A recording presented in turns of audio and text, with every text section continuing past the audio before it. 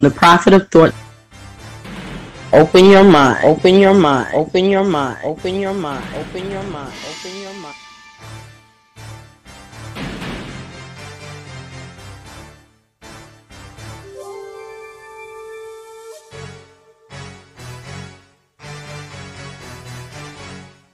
Open your mind, open your mind, open your mind, open your mind, open your mind, open your mind.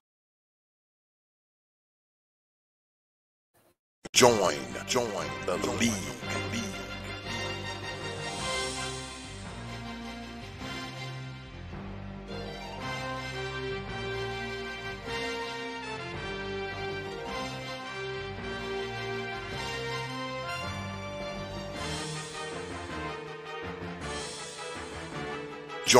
Join the league.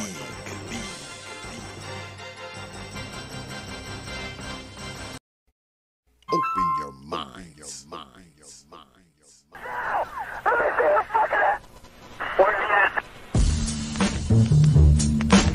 House of power, house of power, house of power, house of power.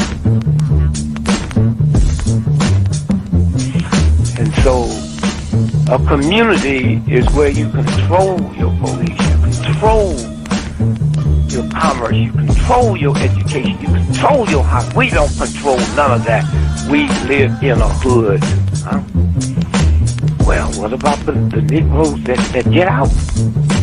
Oh, well, say, my cousin, they say he's a multi-millionaire, almost got $1 billion. The prophet of thought. 3 PhDs, working on 2 more. Driving down the street in Chicago in his Rolls Royce, enjoying himself, and he hears these sirens and looks through the mirror and sees this cop car flashing lights. He squeezed the steering wheel, man. Heart beats fast. Because he knows the plight of a Negro, what it could be. And then when that cop car passed him by, he said, thank God he wasn't after you in the first place, punk. That Negro thing you can't get away from. It's universal. They wasn't coming after you. With all your millions, with your Rolls Royce, with your PhD, didn't help. That's the hood.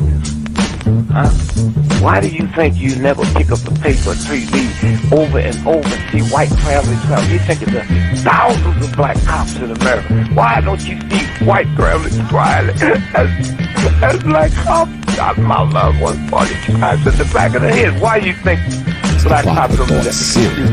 You think they're more spiritual? Think they're better? No! They got enough sense to know that white folks ain't gonna tolerate it. And I will stop in our neighborhood when we decide we will not tolerate it. Now, if we was organized, which is hard to organize people who are just gonna run crazy and you don't know you're crazy. But if we were, with the money we have, and the many people who would come to our aid that don't know what it's like to be a Negro, and we said, if we said, look, we saying, if we don't get a federal law to deal with police brutality, that anytime a cop or anybody carry a gun, have to have a license just like you do to drive a car. And if you use it wrongly, you'll lose your license. And if it's upheld, you can never work again as a cop or a store guard or a private detective. How do you get Congress to push that through?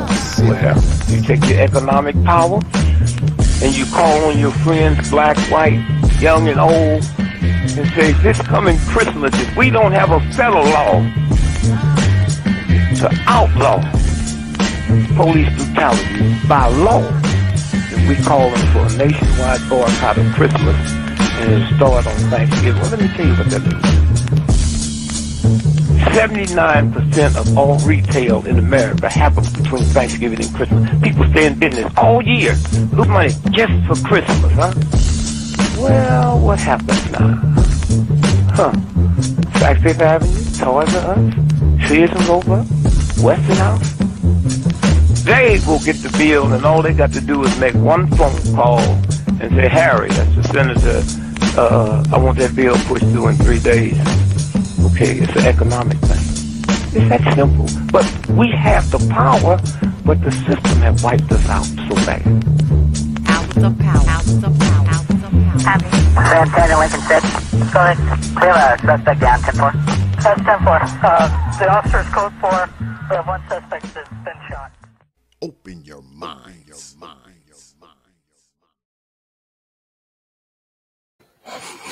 And peace, folks. Welcome back to another edition of the Proper Thought series right here on the old T.P.O.T. YouTube page. I'm your host, X, of course, but you knew that already. That's why your black asses are here. Tonight, another good one tonight, because y'all know Wednesday night is debate night. The one and only General is in the house, and he's going up against the brother Black Wizard. And as y'all can see down here, old school versus new school. The way we do things should be very interesting. Check your email, General. Links in there. And my timekeeper, if you out there, check your email. I know I hit you up last minute. If you out there, I might have to keep the time myself tonight because I did hit my timekeeper up rather late, which probably wasn't a good idea. But I had a lot of shit to do today, y'all. It was just crazy. I mean, today was just a crazy day, folks. Just had a couple crazy days, man, with work and everything else, man. It's just been crazy. But we are here just the same. But as always, before we get started, y'all know I always start off with thanking you good folks, man, you know, for everything you do, man, the way you support this channel, you know, with your likes, your shares, your subscriptions, your views, and of course, your hard-earned pennies, nickels, dimes, quarters, and 50-cent pieces. Because you don't have to do it. You don't have to show up to these damn debates every week. You don't have to watch DXL. Shit, you don't got to do nothing. But y'all choose to do all of that I just mentioned. And I know that this channel is growing because of all of you good folks out there and you good folks that hang out in here. And I want y'all to know, man, I'm appreciative, man. I'm humbled. I'm honored. I know y'all get tired of me starting every damn show like this, but as long as y'all support this show the way y'all do, I'm going to continue to thank you before we do anything else, because I appreciate all of y'all, man. And I don't say it, man, to kiss your butts, because by now y'all know X don't kiss no butts, but I say it because I mean it. You understand? I say it because I mean it, man. And I appreciate all you good folks, man. And I appreciate the way you support this channel, the way you support this platform, and ultimately the way you support me. And for that, I thank you. All right. All right. So let's get at it. But before we get started, a few programming notes. I'm gonna be hitting y'all with these throughout the night. What's good, Soup Bone? I see you up there, brother. Let me see. Because we got some good stuff coming up, man. We do. We got some good stuff coming up. So I'm going to hit y'all in the head with some of that before we get started, because we got a full damn deck going on, man, all this week. Of course, tonight we throwing down with the General and brother Black Wizard. But tomorrow night, all right, tomorrow night, my man Lil Big Nate will be here, and Babatunde Amana, and we'll be throwing down talking about the most unprotected, meaning black children. But before that, we got a special edition of DXL. The Hood Conservatives will be here 8 p.m. Eastern time on the T.P.O.T. YouTube page, and they will be laying it out about hood conservatism, I believe. So make sure you come here early, 8 p.m. Eastern time on the T.P.O.T. YouTube page. We're going to be throwing down with the Hood Conservatives, and then after that, what's good, brother Ricardo? I see you up there, brother. Then after that, we're going to be throwing down with my man, Lil Big Nate and Baba Tunde, talking about the most unprotected. Then Saturday, we throw down with the one and only Obsidian. And we will be doing the second installment, even though it's going to be the premiere of Obsidian versus the world. You heard me right. Obsidian versus the world tomorrow. That's Saturday. So we got the Hood Conservatives, Lil Big Nate, and Baba Tunde tomorrow night, starting at 8 p.m. And then Saturday, we got Obsidian versus the world.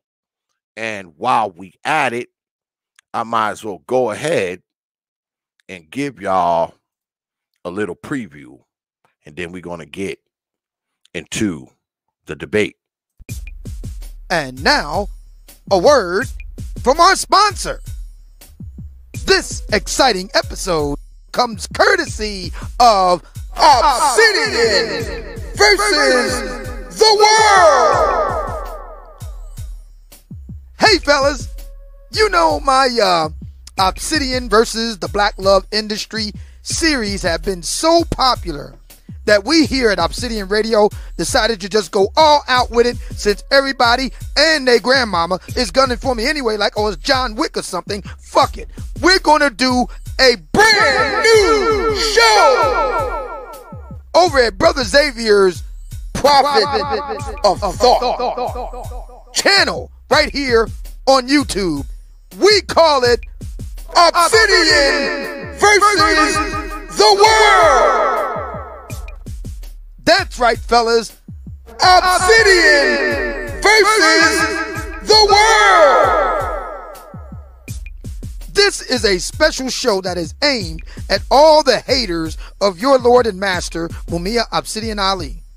Think you got what it takes to take on the O-Man, Mano, Amano? Step right up and let's see what you got. In this show, Obsidian versus the world. I take on all comers, even up to 4 of you knuckleheads at the same time. That's right. Never before have you seen one man defeat 4 knuckleheads at the same time in rhetorical battle. It all goes down this Saturday at 8 p.m. EDT. Mark your calendar, get your popcorn ready, because it's Obsidian versus the world. Don't miss it. Obsidian versus the world. It all goes down on Saturday at the Prophet of Thought channel on YouTube. I'll see you then. And thank you.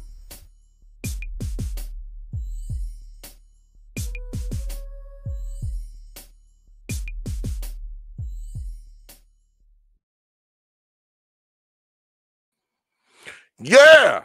So we got a full deck for y'all this week, boy. It's going to be something else. I know I'm going to be one tired ass person after all these shows, because guess what? Guess what? Them shows are going to go late. You understand? And freaking Thursday is going to be tough, because I usually take Fridays off, but I got a little work I got to do on Friday morning. So it's going to be rough, folks. But I'm going to make it happen just for y'all. All right? All right. So make sure you have your black behinds here, because if you don't, you know what I'm going to do. I'm going to haunt your old black ass mama in her dreams. But the folks is here, so let me bring in my folks. Brother Black Wizard and the General. What's good with it, brothers? Hey, what up, T.P.O.T? What's going on, brother? Thanks for having me. You know, it's always a pleasure to come to the platform, man, and get involved in your debates. It's always kind of funny and at the same time entertaining, but I do learn a lot of things. So I'm looking forward to it. Let's get it popping. Absolutely, man. I'm glad you're here, brother. It's an honor to have you here. What's good with it, Black Wizard? Nothing much. Thanks for having me on. And yeah, I know we've been kind of going back and forth and missing each other in the emails for a little bit, but finally got connected, and hopefully we can make this a interesting debate. Oh, yeah, we here. So our topic tonight is the way we do things. I'm going to have to keep the time tonight because I didn't get in contact with my timekeepers in enough time, you know, BSing.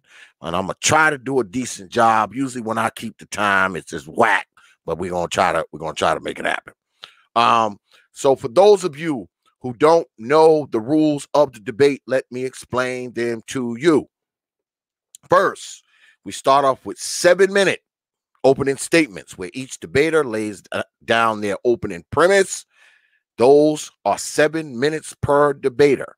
After that, we go into something called the rebuttal round. The rebuttal round is 5 minutes per debater to rebut the other debater. That round goes a little while, and then after that round, we go into something called rapid fire. Rapid fire, there's no timekeeper, there is no clock. The debaters go head-to-head, mano-a-mano, direct engagement. After rapid fire, we go into closing statements, closing arguments, which are 7 minutes per debater. Then we go to the polls. Then after the polls, if the debaters have time, we will take questions from the chat room. But y'all know how we do it here. Those questions are to be Cash App or Super Chatted. Now then, who's going first? Who's going last? Because we don't have an affirmative or a negative here, so it's a toss-up. I'll give him the opening shot. I'll defer to him. All right. Let me get my clock on the screen.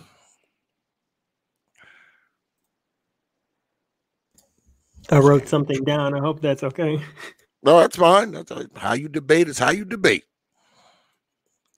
Let me see. As soon as I can get the clock right, let's hold on a second. Not really used to doing this. I have like timekeepers who do this, so.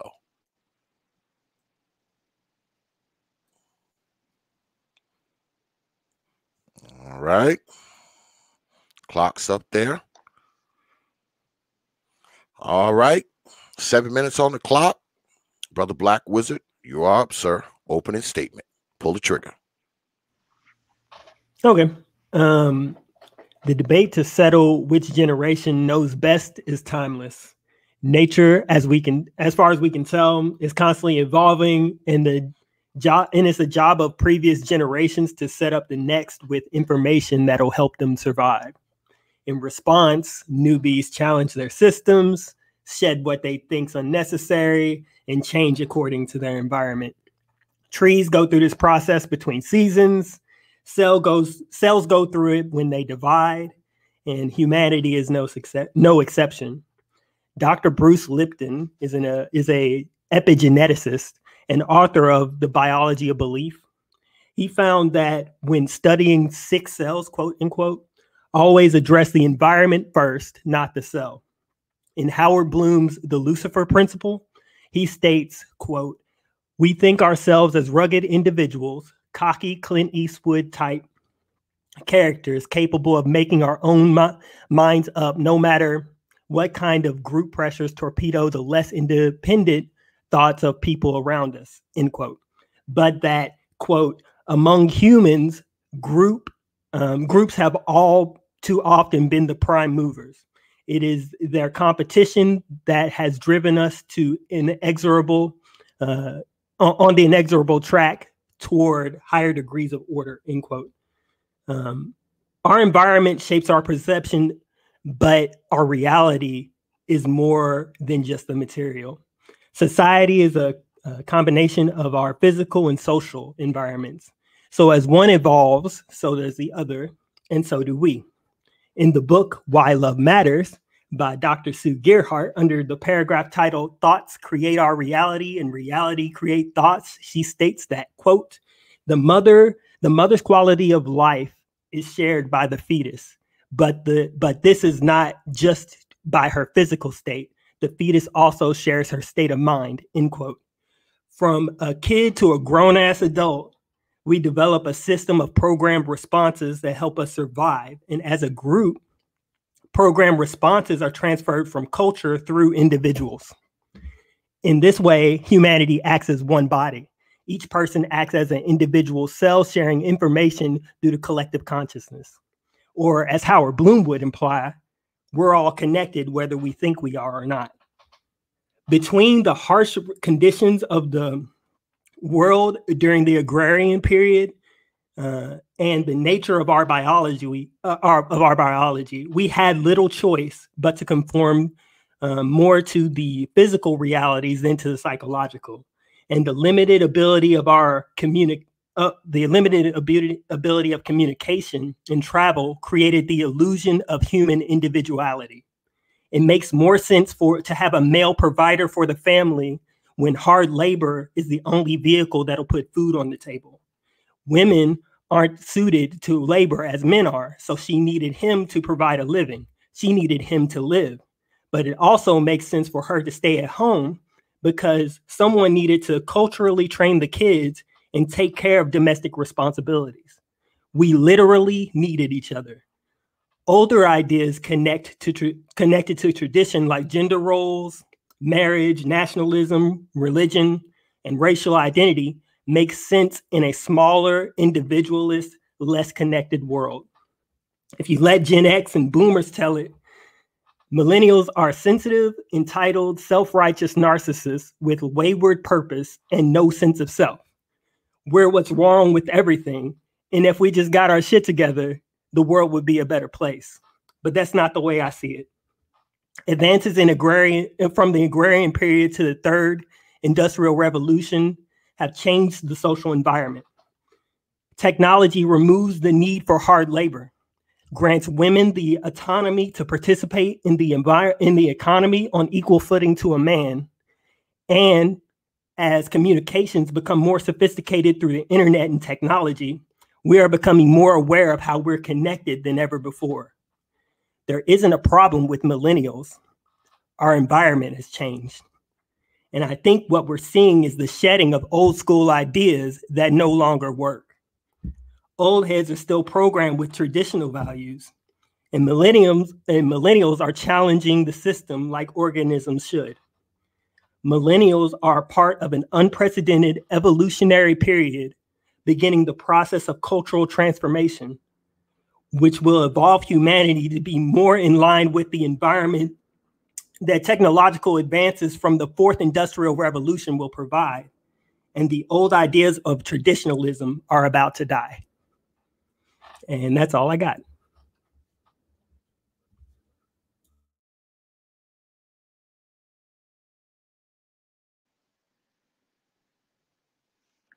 All right. So are you seeding that time, Brother Black Wizard? Are you seeding it?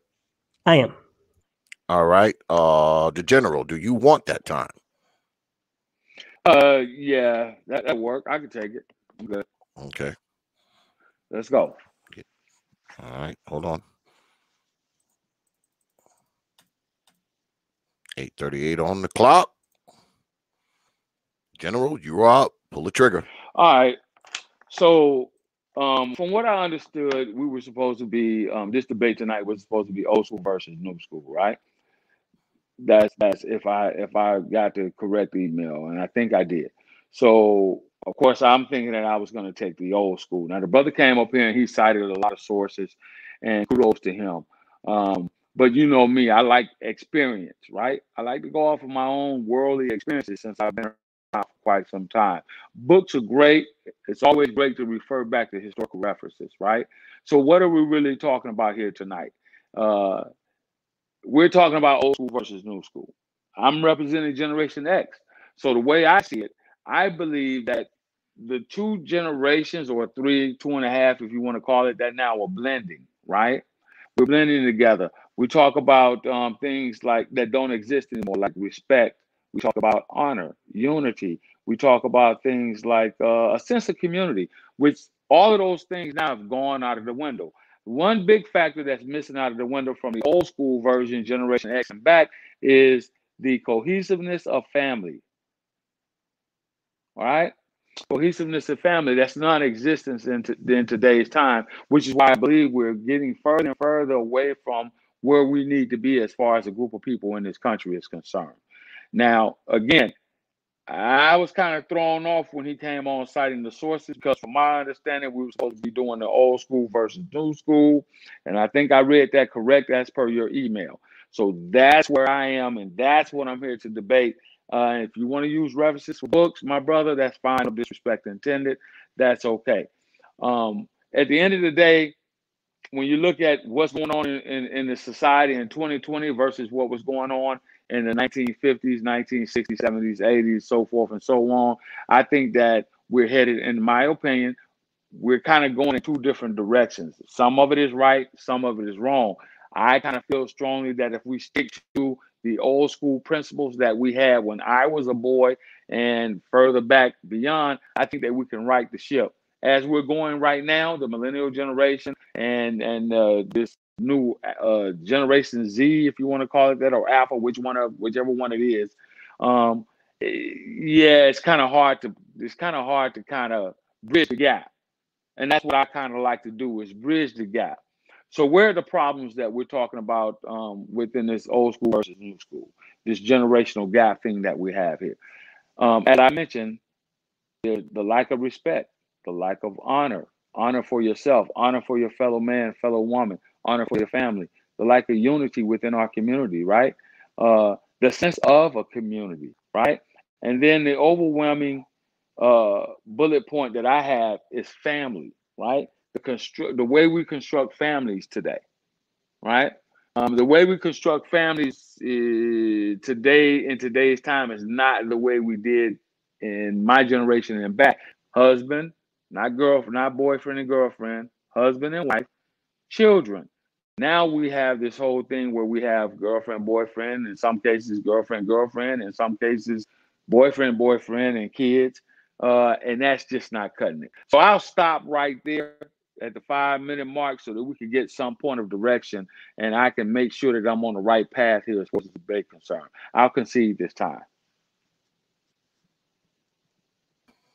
All right. So are we going? I guess we're going into the rebuttal round then, right? Is that what I'm hearing? Are we going into the rebuttal round? Go ahead. I just have a question. So when the email that I read was old school versus new school, and then it kind of threw me for a loop. So I'm kind of trying to touch and feel my way through this thing to see where he's coming from. So I really want to hear his response. Okay. Well, we'll go to the rebuttal round then. To the rebuttal round it is. Right. Let me just do this here. All right, Brother Black Wizard, you are up, sir. The rebuttal round. Pull the trigger. 5 minutes on the clock. All right. Okay. Yeah, the premise of my argument was that what we're seeing, especially in the space of in the red pill space, if you frequent a lot of these channels, is the challenging of these traditional principles versus the new school principles that people are bringing into the red pill space. When we see people talking about and don't think that I'm just limiting this to red pill stuff. I'm kind of saying it broad across generations. There's a new kind of idea and perspective on how things need to be taken care of when it comes to the environment that millennials and Gen Z live in. And what I'm seeing is old school traditionalist ideas. So ideas that worked in the past where men are the provider and women stay at home and this idea of Black community unity, and traditional marriages, things like this that worked in times past where the environment was completely different. So where we didn't have the internet, we didn't have dating apps, we didn't have technology that afforded women to join into the workforce. And I'm not just limiting this to Gen X. Going back to boomers, I'm talking about across the fabric of our nation, across the ages. So going back as far as you can go into this particular nation, when we started in the period of agriculture, and we were forced to be together, and people were making decisions to be together because they needed to in order to survive. Like you needed to have children so that they can help you work the farm. A woman needed to stay with a man because she couldn't do all the hard labor that a man could do on the farm. So hard labor was needed by the man so that he could provide for the family. So if you look at things through a traditional lens, and then you compare that to the time in which these ideas were predicated, then those ideas make sense. What I'm basically saying now is that now that women have the birth control pill, there's no, and technology has given alleviated a lot of the stresses that women have. And not just women, but just like has supplemented for the economy. Now that these technologies exist that don't make it so a woman necessarily needs a man to live. Like she can choose to go and work for herself. She can choose to go and do whatever it is she wants to do. And she doesn't have to do that predicated on her need to survive. I'm saying with that in mind, traditionalism doesn't work. And that's why we're seeing the failure of marriages. That's why we're seeing like the failure of community, because now the only thing keeping us together is the want to be together. And if you don't want to be together, then everything will fall apart. And that's what we're seeing. Millennials and Gen Z are in a position to where we are kind of forging a new path forward, trying to create these new relationships that will work better in a economy and in a technological age where hard labor that's necessary for men to be providers of the family is no longer needed, where blue collar jobs are less than 20%, provide less than 20% of the economy GDP. Well, I'm saying that traditional ideas won't work anymore. And this is the idea of old school versus new school that I'm coming at. And I will concede my time.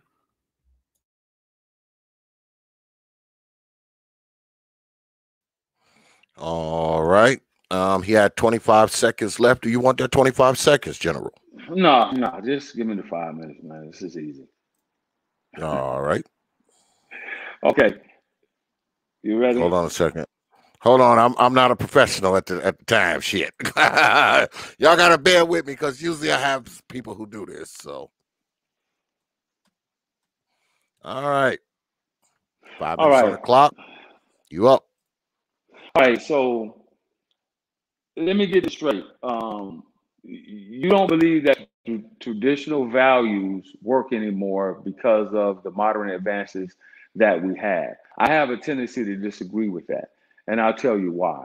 The reason why I disagree with that is because the more the merrier. Two heads are always better than one. And the modern era that we live in, things should be extremely easier for us to have a traditional lifestyle. Be it though that both parents, the man and the woman, may have to or may not have to work outside of the household. With the modern technology that we have, the woman can, for example, work from home, and that's where we're kind of going to with this whole pandemic thing now, with the schools and all that stuff being shut down. If you're in a two-parent household, it makes it easier because now that woman in the relationship or the man can find a work from home job and not lose any income. and still be able to foster the children. What we have today in today's society is a bunch of sexualized individual beings running around. Everybody wants to hump everybody, right? And this is where it drives into the, and I don't want to go into the red pill talk, but this is where we go into the single baby mama and all that stuff. That's where that comes from. And we've had about 35 years of that at the present time, if I'm not mistaken, where that has really become very prevalent within our community. And if you notice what is happening, a lot of negative effects are coming from that. I think Brother X talked about it a couple of shows back when he talked about the babies that were being murdered in the streets. You can look at Chicago. You can look at the way Generation Z and the millennial generation, you can kind of look at the way their behavior patterns, right? It's not that traditional relationships won't work, it's that people have lost the ideology of having or wanting traditional relationships, right? So we know that women now have been forced or pushed into the work field or chose to go into the work field and work outside of the home. And now we have a whole bunch of single, Black, independent, strong women out here who don't need a man. That's all prevalent. And it's been prevalent since the 90s. They were kind of moving that forward. And that life that has set into the 2000s, now it has a strong hold in it. But I'm willing to bet you over the course of the next 3 to 5 to 7 years, you're going to see a vast change. There's nothing new under the sun.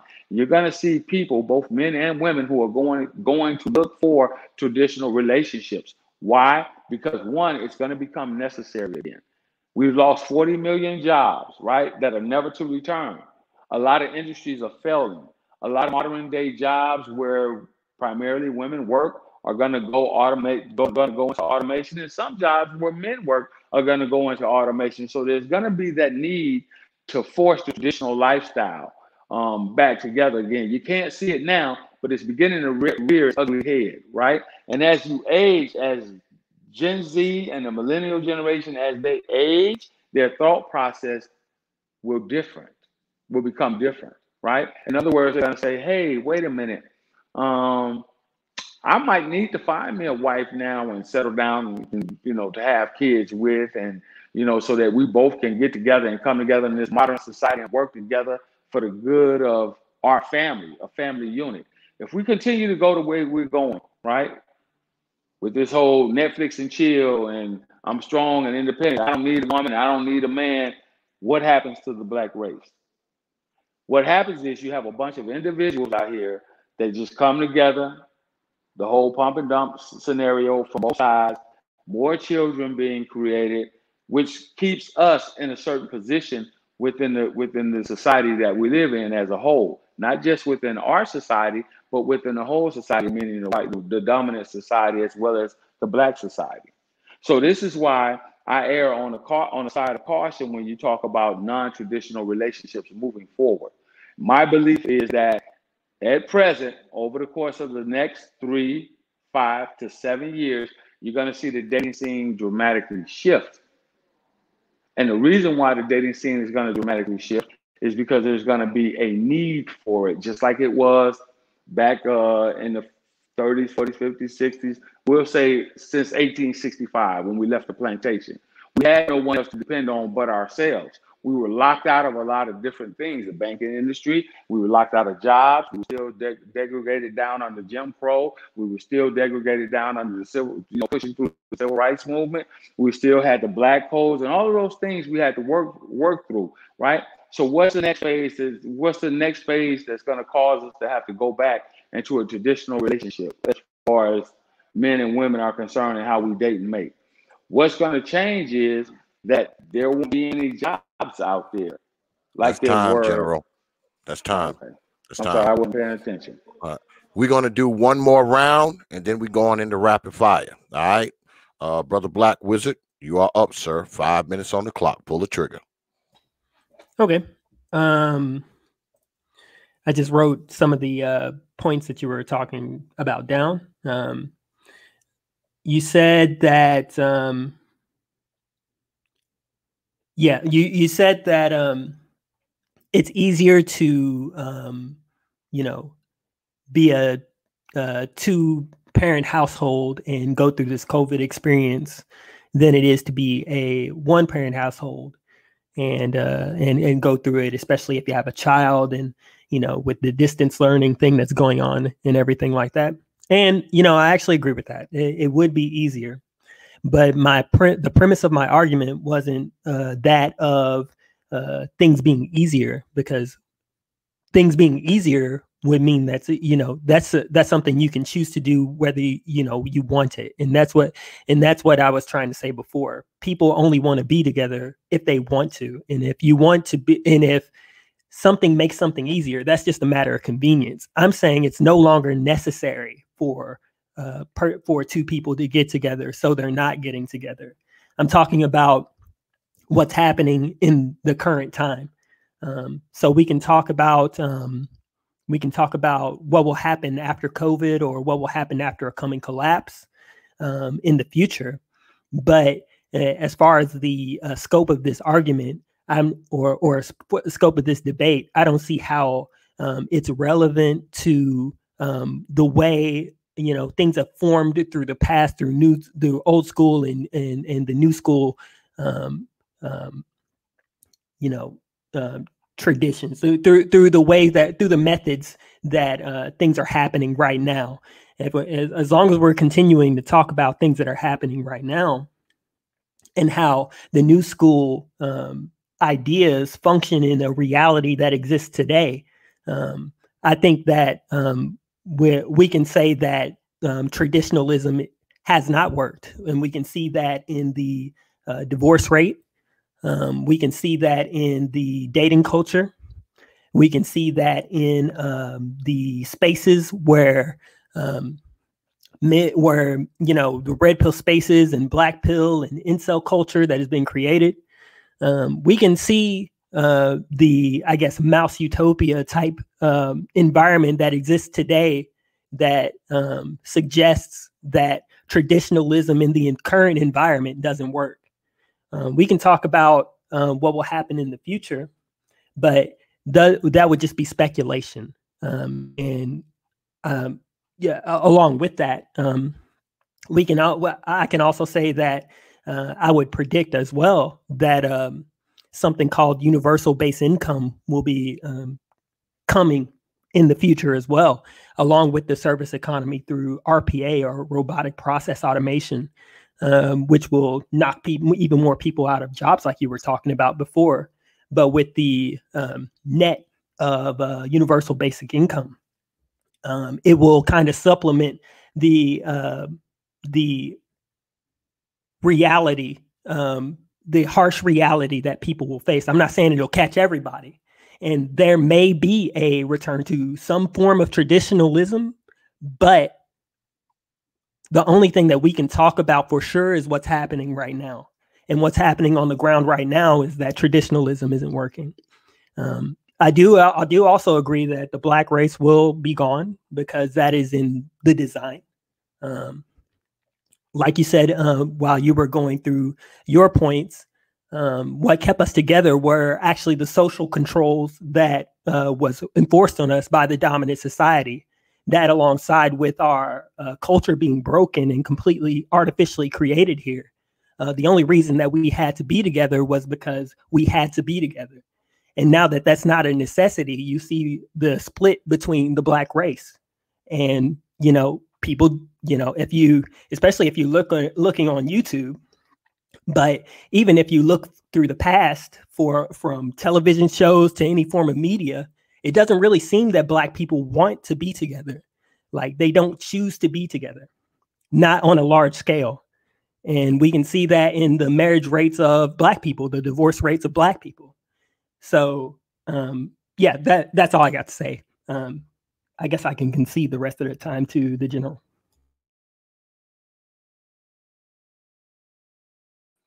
All right. Do you want that 11 seconds, General? No, I'm good. I'll pass on the 11 seconds. All right. This is going to be our final rebuttal. It's going to be our final rebuttal. Then we're going into rapid fire.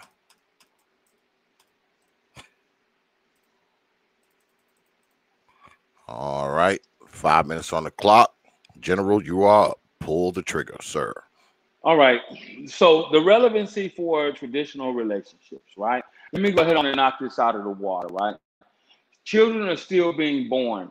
There's the relevancy for traditional relationships.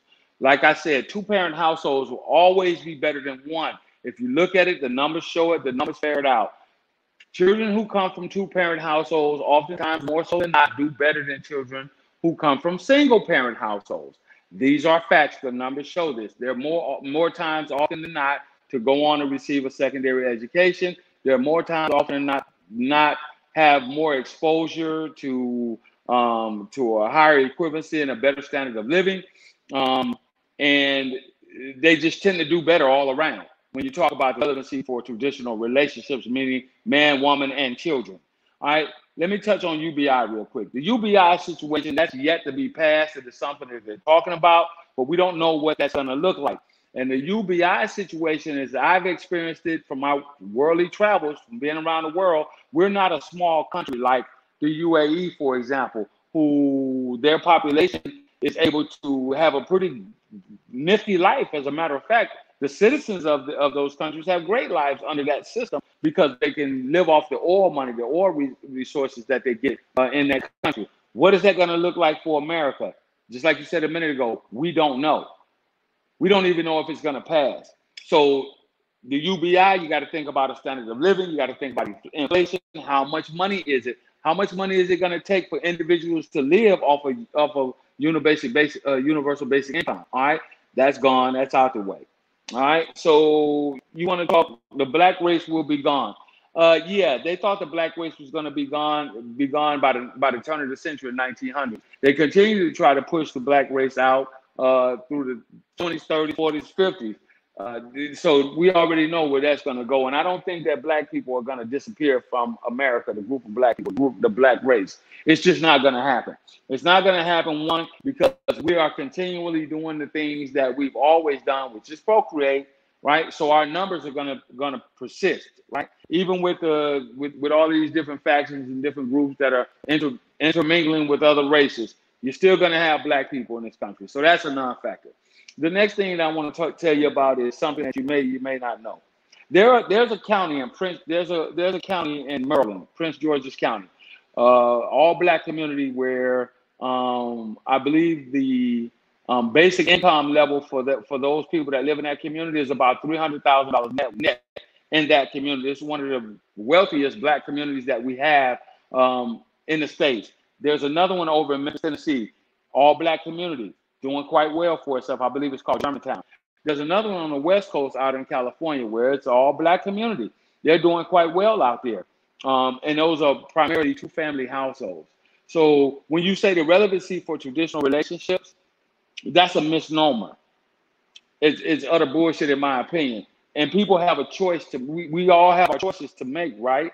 I want to be single. You want to be single. The women want to be single. That's fine. But at the end of the day, like I said, over the course of the next 3, 5 to 7 years, the way the economy is looking, the way that this country is going, there is going to be a need for families to be reconstructed under the traditional value set, right? At the end of the day, we know, and I came up in an era, Generation X, where women were beginning to say it openly. I'm strong, I'm black, I'm proud black woman, I don't need no man, blah, blah, blah. Well, we see what that has gotten a lot of them. We see where it's gotten us as a black race. You see the distance that is put between black men and black women. Where we should be and where we are pales in comparison. Had we kept the traditional families intact, right, through the 70s and the 80s and the 90s, all the way up until 2020, I think that we as a black race will be far ahead of where we are by leaps and bounds, right? A lot of it is a mindset. And that mindset is being ushered in by the millennials. It's being ushered in by Generation Z. This whole pump and dump culture, this whole Netflix and chill culture, this whole I'm not getting married culture, but I want to spread kids everywhere, or I want to have 5, 6 babies everywhere. The society is not going to support it any longer. It can't support it any longer. This is why you're having all this talk about government cuts. This is why you're having all this talk about why we having all this talk about how COVID has affected the single people, and especially single mothers. And my time is going to expire, so we can move on.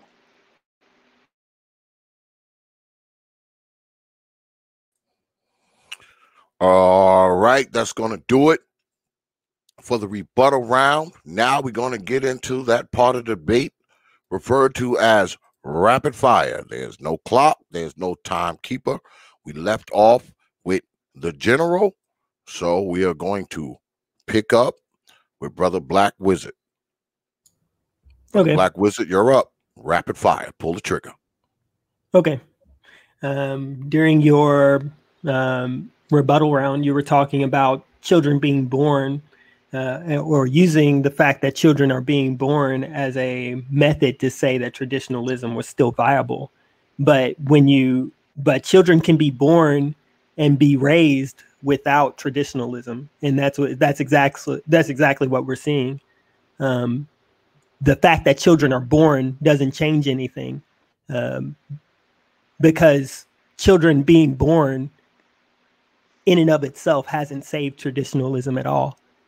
Now children are just born without the father around. Okay, so allow me to interject. Interjection, please. You're right. And as you can see how the non-traditional relationships and how the non-traditional relationships between man and woman and building strong black families, you can see it through the children, right? This is why you have a lot of effeminate young boys and young men running around here. This is why you have a lot of masculine young women running around here, right? This is why the gender roles are being changed. You understand what I'm saying? Because of the non-traditional values that are out there.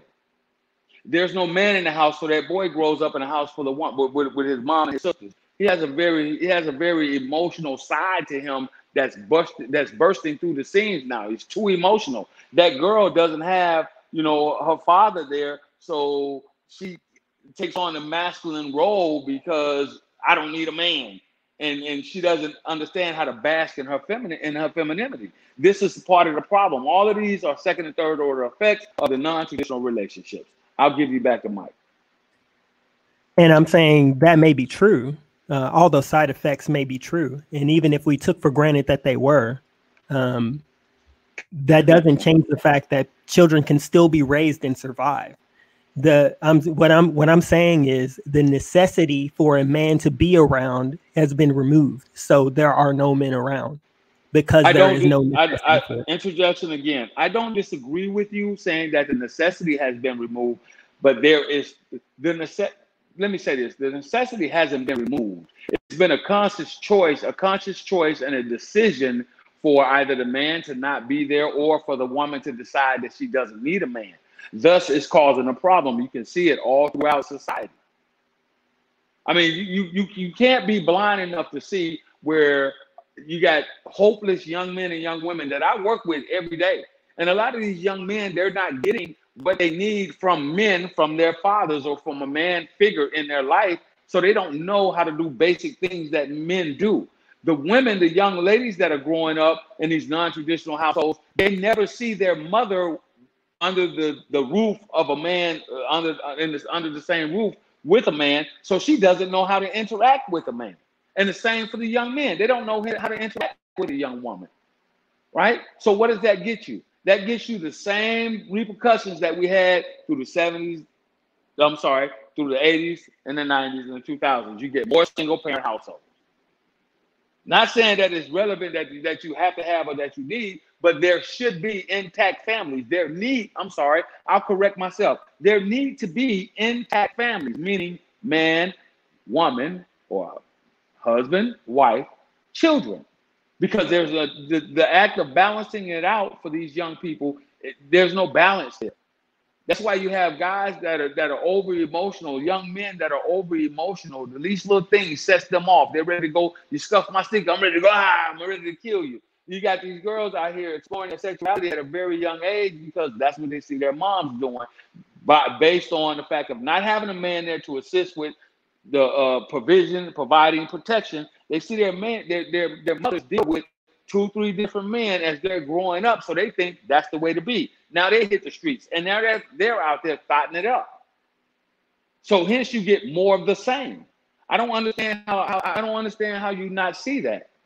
I don't understand how you can sit here and say that. Well, are you in agreement that traditional relationships are a thing of the past?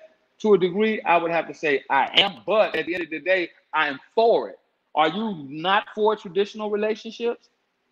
That's a question. I'll pass the mic back to you. Well, first I'll address the things you were saying, and then I'll answer your question on the back end.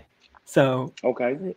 you're saying you were saying that you were talking about necessity, and or when I mentioned necessity, you said that it's a choice, and I agree with you and disagree, because when I was talking earlier about how the cultural environment programs a person with predicated responses to certain stimuli. I think more likely than not, through cultural programming, through programming through the school systems, through programming through the media, which would also be cultural, but and programming with the parents or parent, then the child who becomes an adult and seeks out relationships are just going to repeat the same processes that they've already been programmed with. So in a way, they're not making a choice.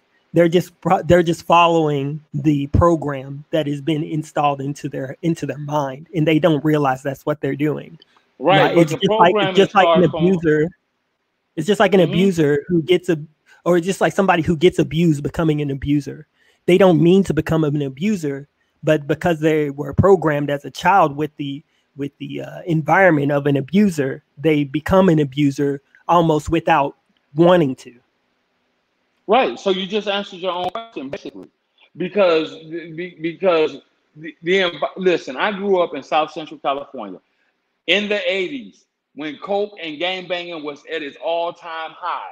I was right there in the middle of it as a teenager. You know why I didn't get involved in that? Because I had more fear of my father than I did those Negroes in the streets. You understand? So there goes your environment. That's a testament to your environment. Right now, the environment is a danger for us. Right? You understand? The environment is a danger for young black men. Look at what's happening. I shouldn't have to say it, but I will. Look at the police shootings that are happening. Look at how we're being policed in our own communities. Look at the amount of violence that are happening within our own inner circles in our own communities. Chicago, Detroit, Los Angeles, Atlanta, just to name a few. That's the environment that you want to say is so conducive for us as black people to live in a non-traditional setting. At least if you have a traditional setting and you have a quote unquote good man and a quote unquote good woman who are in a structurally sound relationship, at least you will have some way to combat the environment that is non-conducive for us to live and thrive in. And I'll give you back the mic. And I'm going to answer your question too that you asked earlier. So this is exactly what I've been saying. So when I don't want it to be mistaken that I'm saying this is the way that I'm telling people this is the way things should be. I'm just telling you the way things are. So the way things are is that when the environment was when we had a traditional family, the social environment was completely different. Technology wasn't the way that it is now. The world was less connected. The things that afforded men the role of provider was blue collar jobs and hard labor. But as blue collar jobs and hard labor waned, technology increased, and service jobs allowed women to practice their own autonomy. They became able to live without a man. And because they were able, the only thing that left them to be with a man was choice. And because most people don't exercise choice, they just follow their programming. They didn't choose to be with men. They're acting on programming. So since the environment has changed away from a traditional landscape, now people are moving away from traditional relationships. And you see this, what a lot of people call, I guess, thought culture because of that. So Well, that's a no-brainer. A lot of that is due to the exact thing of what I just said a moment ago. We're basically saying the same things, which I can agree. I'll agree to that. But at the end of the day, if you have a traditional relationship where you have a father and a mother and children in that household, where those children are coming up in a two-parent household and they see how the interactions between a man and a woman in a stable relationship interact with one another, then it will make for a better product, if you will, if I have to say it that way. If you leave it up to the current situation the way it is now, and I just went over this a minute ago, if you leave it up to the current situation now, you know what you're gonna get? You're gonna get more thoughts. You're gonna get more single baby mamas. You're gonna get more Negroes that just want to smoke weed, play PlayStation, and bullshit all day. And we cannot move forward as a group of people and keep up with the structures of society, regardless of all the technicians, regardless of all the technical shit that's out here. We're falling behind, and we're falling behind because we can't take advantage, or we are not taking advantage of the technological advances that are out here for us to take advantage of. It's really plain. It's really just that simple. You have to. You can't be a man until you see a man. You can't be a woman until you see a woman. Now, whatever version of a man or woman that you get, you know, that's a whole different story, a whole different conversation within itself. But at the end of the day, we failed the next generation due to the fact that this whole tech shit has come up and given women the power to not need a man. Therefore, you don't have that strong structural family unit that's in society today. That's why you got a lot of effeminate men, young men running around here that's effeminate. That's why you got a lot of masculine young women running around here that's bucking up the boys and young men. I seen a video the other day where there was a girl, you know, and the boy didn't really want to fight, but she just kept bucking and bumping and bucking and bumping. And I'm like, wait a minute, she's acting more like a man than he is. He's acting like the fucking female. What the fuck?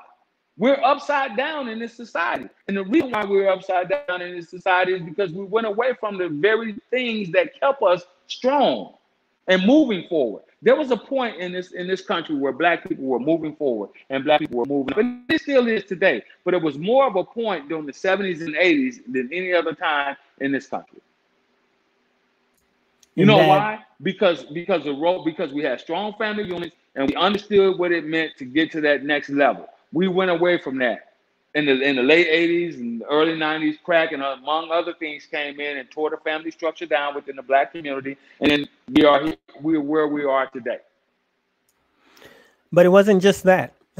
It was that at the time where our traditional families were strong, the social environment supported a traditional family. Jobs were mostly blue collar, or at least enough blue collar jobs for men to participate in the economy in a way that would make them sole providers, or at least the majority provider for the household.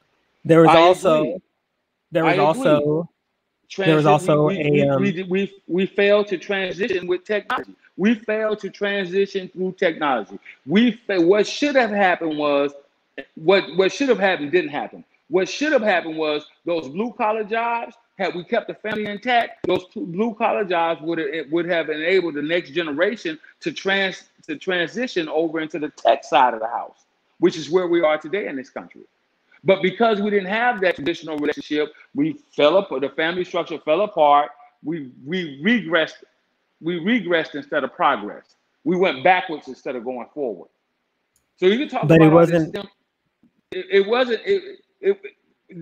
Like I said, there are a lot of other things that are attributed to that. We know that the government did certain things, pumped certain drugs and guns and all this stuff into our communities. They took away for black men to actually support their families. Listen, let me tell you something. I grew up in South Central California.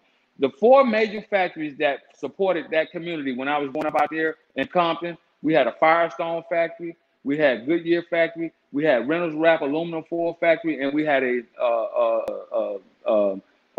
steel smelting factory out there.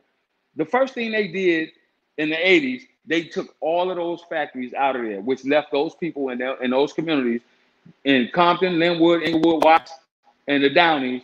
That left those communities of primarily black people destitute, without a way to freaking take care of their family. The men lost their jobs. They couldn't afford to move out of those areas. Some did. My father was able to.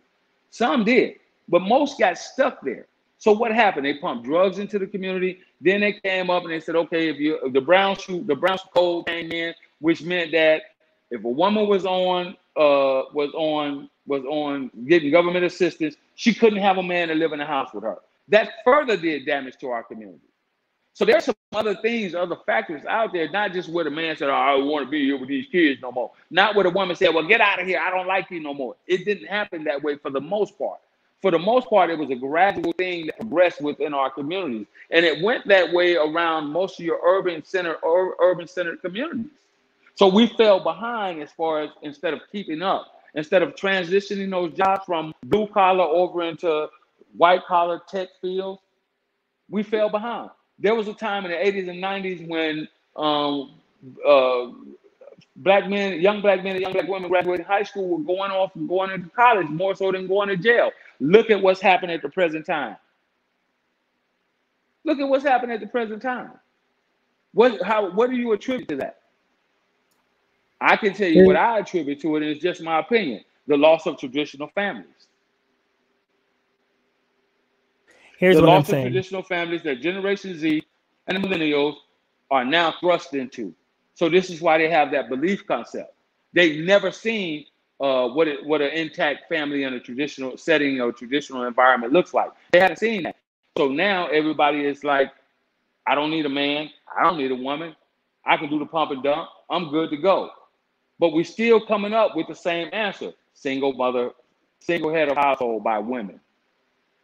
Is that the way we need to go? Based upon what's out here, if you look out here, you'll see the young men are effeminized. As I said, the young women have become very masculine. And then there's another thing. There's a thought culture. You got OnlyFans now. So a young girl, when I was coming out of high school in 1985, most of the young girls were talking about going off to school and they wanted to be nurses, they wanted to be engineers, but they wasn't talking about not needing a man. They still wanted to get married. We fast forward 20 years, and what happened? They don't want to go to school no more. They want to be strippers. Young men don't want to go off to get an engineering degree now. They want to be rappers. You got a lot of 30-year-old ass black men out here talking about you check my mixtape out online. You got a lot of fucking 30-year-old ass black women out here with 2 and 3 kids talking about, oh, I got an OnlyFans page. Are you serious? Let me interject for a moment, because what you're saying is, well, what I hear you saying is that what I hear you saying is that if only excuse me, we went back to traditionalism, everything would be just fine.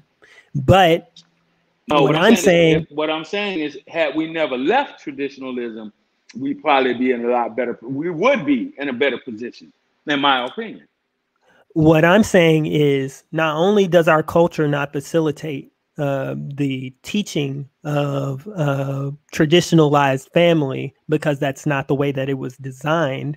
That's not the way our culture was designed by the United States government and other agents that acted during the time of slavery and things like that when our culture was formed. But since those traditional values couldn't be passed down from one generation to the next, then things like making sure a man moves from the blue collar fields into white collar high paying jobs through the family vessel, which the Moynihan report in 1965 said was the basic unit for teaching traditional American values. That since that's not a part of Black culture, then there was never going to be a transition from this to that, and we can say that if only that transition happened, then maybe we'd be okay. But just like predicting the future with the UBI and with the crash that may happen from COVID, that's just speculation. We have to talk about what's happening right now. And what's happening right now is traditionalism is not working. And it's not working because of the environment. It's not that people are just making choices that are changing the face. It's almost like backward. It's almost like you're saying people are making choices that change the environment, but it's more like the environment because of technological advances, like the birth control pill that gave women sexual autonomy, like the creation of dating apps, like the creation of the internet and OnlyFans and things like this, is because the environment has changed. It gave people choices to do the things that they want to do instead of the things they needed to do. Then they started doing other things. Like the environment changed and then people changed, not the people are making changes that change the environment. The environment constantly changed. It changed in 1865 when we were supposed to be free from the plantations, right? Do you know, and I have to look this up, so don't quote me on this. From 1932 to 1962, black families were intact at a 62% rate. 62% intact black families in this country. Because they a had 30-year to be. period. They had to stay together. It was a necessity. Again, I agree with that. But we also were getting a better outcome. We were also getting a better product because those families that raised those kids between 1932 and 1962 at a 62% rate, these are your black doctors, your black lawyers, many of them, your black teachers, many of them. That's where they came from. If you look at the people that were born between those years, those are the people that were extremely successful. The Monahan report came out in 1965. With research from black sociologists from the 30s and 40s and from 50s. The 30s, and this is where you can go. And I have to refresh myself with the Monahan report, but the Monahan report does point to that. And then there was research that was done between that 62 and 65 that showed where now we start seeing the decline in the separation. Like I said, I can't remember exactly what year it was. I believe it was 58 or 59 when they finally decided to let black people get on the social service system. I can't remember exactly what year it was. By and large, as a whole, okay. Here's what I'm saying though. Between the 30s and 60s that you're citing, black people had to stay together because social controls and policies enforced us to be together. As soon as those policies were lifted through civil rights in 1964 and 1965, then that all disappeared because that's not like as soon as the necessity was removed, people did what they wanted. And what they wanted was to not be together. And we don't have a disagreement there. Where we have the disagreement is from 62 to 2020 is where we should have doubled down on traditionalism and traditional families. That's what I'm saying, which would yield a better outcome. If you look at you can hear it in some of these spaces. I can listen to some of the guys in some of these spaces, some of the people that come on these panels, and I can kind of get a feel for their lineage. I can kind of get a feel. So, okay, you know what? You didn't have your daddy at home, did you? You know what? You came from a single mama house. I can kind of get a feel for that. And it's not to be judgmental. It's just you can hear it. When I go down to Austin and work with these young kids, I can tell when they drop these kids off at this facility where I volunteer at, I can tell the boys who come from the boys and girls who come from a two-family house, and I can look at the kids and tell the kids they come from a single mother household. I can just about gauge it. You can hear it in them. You can see it in them. The ones that come from single parent households, I'm not knocking it because it is what it is. They're aimless. They don't know what the future holds for them. They got this "it is what it is" mentality. For example, I got a young man, 19 years old, he got 5 fucking kids. I set him up with a job, where the facility set him up with a job so he could go to work down in the oil fields, right? He came back less than 3 weeks later, just miraculously showed up. I said, well, man, hey, what happened? This was a job that could have led to a career for you to take care of your children even if you weren't going to be with the mothers of your children. This was a job that would have assisted you and aided you in being able to take care of and raise your children and provide some sort of a future for the next generation of you. You got 3 sons, guy. Oh, man, I couldn't fuck that shit, man. In my opinion, if he had had a father there to provide some discipline, some direction, and some guidance, he would have never came back. He'd have stayed down there. He left here working a job at Burger King, getting paid $10.50 an hour. He went down there and took a job where he was getting paid almost $29 a fucking hour. And the Burger King job was part-time, plus benefits. You see, so that's where the whole traditionalism versus non-traditionalism comes in at for me. This next generation, Generation Z, and the millennial generation, they're aimless. They don't have any direction. Many of them, not all. They don't have any direction. They don't have any guidance. They don't have any gumption to do anything. It's, hey, sweep the floor. And I work with them. And you know what they do? They ask you where the room is. It's in the broom closet. Can you show me where the broom closet is? No, that's not how it works. They don't have any sort of self-actuation, whatsoever. And that comes from the fall of the non-traditional household. Let me just go ahead. Say this before the time is up. That what seems to be aimless and what seems to be not working right now is only seems to be as such because it's viewed through a traditionalist lens. So yeah, it only seems that things are failing, and it only seems that things are not working because when you look at it through the rose-colored lenses of the past, then yes, it does look like things are falling apart. What I'm saying is, since the environment has changed, we're doing like most living organisms on this planet and in the universe do. We're following a universal principle. We're shedding things that don't work in the environment that we're in, and we're trying to forge a new path that works for the environment that is being created.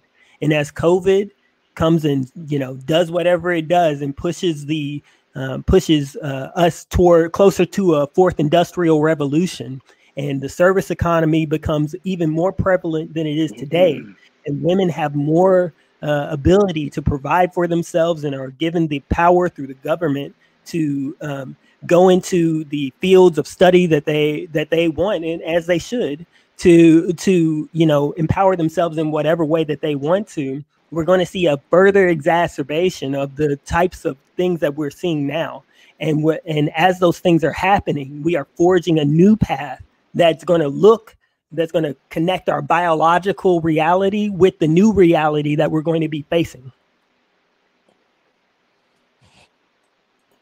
All right, that's going to be time. So we're going to go into our closing statements now.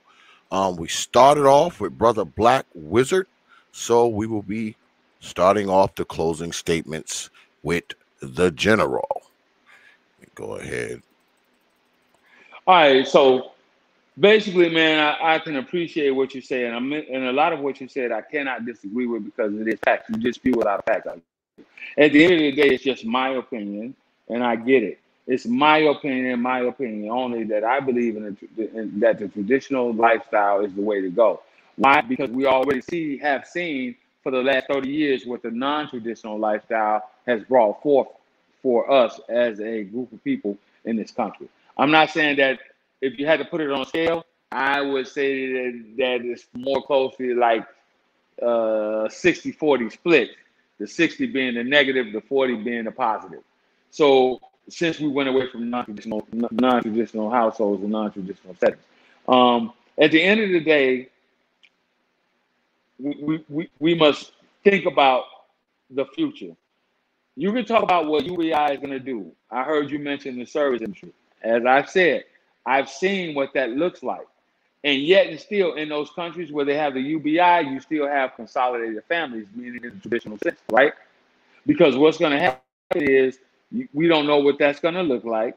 Then, too, we want to go back, and you said that the black race is going to be gone. I don't see that ever happening. That's what they've always thought in this country. They thought that we were going to die off after 1865 because they started us off as less than zero in this country. We're less than the common dog or common cow or the common bull in the field, right? Transitioning through from those blue-collar industry jobs over into the tech field and the white-collar jobs, we were cycled at that, right? So now that we have an opportunity over the course of the last 20 years to where we can move into those fields, we're not moving into those fields the way that we should have. And you got to look at without the rose-colored lenses. That's a fact. Okay, you also talked about, and I wrote that down too. You also talked about, what did I write that at? I got stuck. And I hate when I do that. Oh, you also mentioned the fact that there's not a need. You keep using the word need, right? No, there isn't a need any longer because women have been afforded in the Black community, especially since we're talking about the Black community, they have been afforded the opportunity to move out and move into other industries in order to support themselves. So they didn't have a need to have an intact family. But again, I go back and I tell you, look at what our society looks like at this present moment, at this particular point in time. I keep mentioning it to you over and over and over again throughout the course of this debate that because that is the mindset and has been the mindset for the past at least 35 years now, we have an exacerbated rate of abortions. We have an exacerbated rate of single mother households. That brings up another point. Now that school has started back, do you know what the biggest concern for these single parent households is? Do I quit my job in order to stay at home with my kids because of COVID? I can't send them to daycare, so I'm in a catch-22. I can't quit my job because this is how I support myself, but yet I got a first, second, and a third grader at home. So that right there should show you where the traditional family setting should come back, and it's going to have to make a comeback. It's going to be forced to make a comeback because now there is no going to school for these kids. Somebody got to be at home with them. Who's that going to be?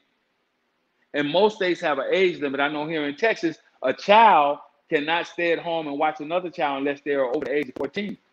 That's here in the state of Texas. So what do you do with a woman who has a first grader, she has a third grader, and she has a fucking seventh grader? What do you do with her? How does she make a living now? How does she go to that job which afforded her not to need a man in the first place? How does she do that now? At this time, I'm gonna concede my time, brother Ed.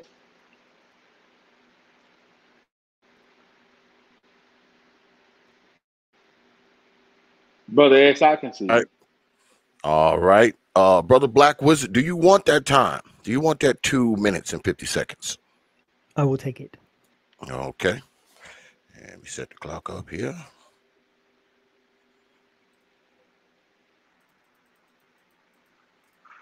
All right, 9:50 on the clock. Brother Black Wizard, you are up. Closing statements. Okay. We've talked a lot about what should be happening and what we think will happen. But as I understand the conditions of this debate, we are talking about what is happening and what is happening between the new school and the old school. I'm not really trying to focus on what should be. I'm focusing on what is. And what is right now is that traditionalism is not working. Marriages are down. Divorces are up. There's all kinds of, side babies and all kinds of stuff going on. It's the fact of the matter is, if people don't need to do something, if they don't have the absolute necessity, if they're not put in a position where it's an absolute necessity for them to survive, then through the conditioning of their survival responses from their childhood, they're not going to follow a path that doesn't that doesn't show up with any benefit in their present reality. Like if it's just a matter of convenience, or like let's say for example with the COVID situation and the distance learning, if it's just a matter of convenience, and I do understand that somebody who would have to quit their job is not a matter of convenience, but as a person who is thinking about just thinking about that as a perception into the future, they're not acting on something that's happening in their reality at that moment. They're thinking about something that is a possibility later. So unless something is presented in front of people right there at the time to make them choose something, they will not choose it. Or at least that's what we've seen as evidence of the past. We were talking about Black people and how I don't think that if things continue on the trajectory that they're going, that Black people will exist. And I'll just lay that out why I believe that, and this is just my opinion. So we know that the Black social construct was created by the United States government. They took different tribes from the African land that couldn't speak to each other, so they wouldn't be able to revolt, took them across the ocean, broke the culture on purpose, and then created a environment that was completely fear-driven in order to make sure that these people only facilitate an economic purpose. So with that being said, in 1865, when the slaves were released, there was no plan by the United States government to reform the culture that they broke. And that was done by design, because once Black people were released, the United States still needed an economic vessel, and Black people were designated as the class that would become that economic vessel. So then we move into sharecropping, Jim Crow, which kept us separated from the white population, and forced us through necessity to be united with one another. So we had to create an economy based on the traditionalism that we saw in America, but not a traditionalism that was inherent within the culture that was created for us through the United States. The culture that was created for us through the United States and the programming that we passed down through that culture was one of independence. Even before feminism and before the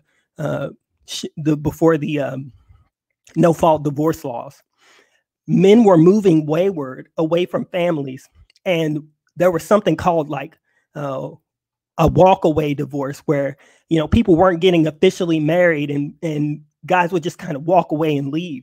This has been inherent in our culture since our freedom from slavery, and our dysfunctional culture, which was designed by the United States to provide a economic person or a purpose, has never been fixed. So once the conditions that kept us together were lifted, the conditions that were passed down through tradition from the culture that was created by the United States began to manifest itself in reality, because now there was nothing holding us together. So it made us split apart. We didn't want to be together, because if we wanted to, then we would be. So now that there was not a necessity for us to be together, and since that point, divorces have been down, or divorces have been up, marriages have been down. If there's not a necessity for something to happen, people will not choose to do that thing. Or at least that's what we see based on the evidence of the things that have happened in the past. What's so unique about the situation that millennials are in are the gender roles and the traditionalism and the marriages that were set up by the state and by the nation to give people purpose, to facilitate the economic growth of the United States, have been deconstructed because of the technological advances of each industrial revolution. As each industrial revolution came to the forefront, new technological advances alleviated some of the necessity for us to depend on like the environment, like some of the necessity that was like keeping us in place to like only react on our survival instincts. So when you don't gotta like go out and hang clothes on the line anymore, because you got a washing machine, it changes the social landscape and gives you more things that you're able to do. Women practicing autonomy from the second industrial revolution through the sexual revolution, and the alleviation of gender norms are just a reaction to the advancements in society. And what millennials and Gen Z are looking at right now is that the advancements have come so far that there's not a preset standard for what a man should be doing in regards to the economy that exists today. There's not a preset standard for what a woman should be doing in the economy that exists today. There's only the feminist principles that the government co-opted and want to press upon the society, and because people are so responded to their programming and the feminist programming that is through the nation, we're responding to that. But we're in a very unique position to find our destinies instead of using the destiny that was mapped out by the nation to facilitate its needs. And this is where you see, the red pill philosophy saying, get off the plantation, and things like this. Women wanting to, subvert their roles as, just caretaker and, practice their, careers and independence up until their 30s. People are having children later because you only have these things because you want them now. Before, you had to have them because you needed to have them. And as long as there's not a need, people don't respond, or at least that's what I've seen. And that's where I'll end it.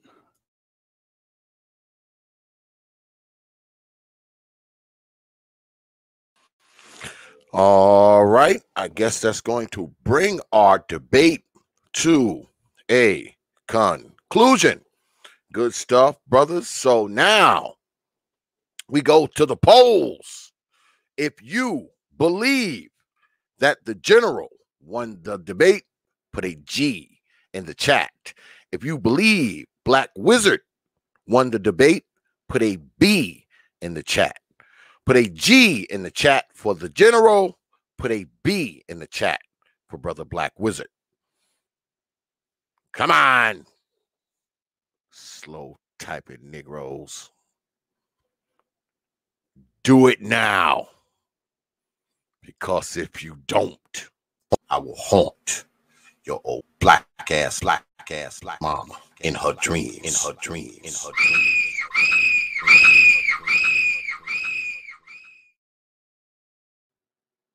And I mean it.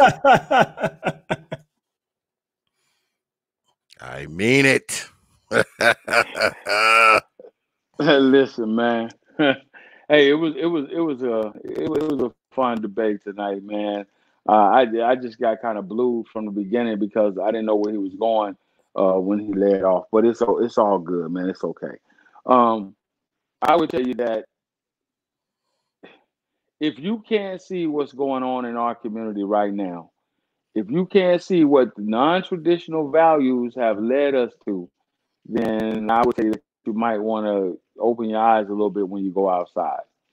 Shut down the internet, go outside, and people watch.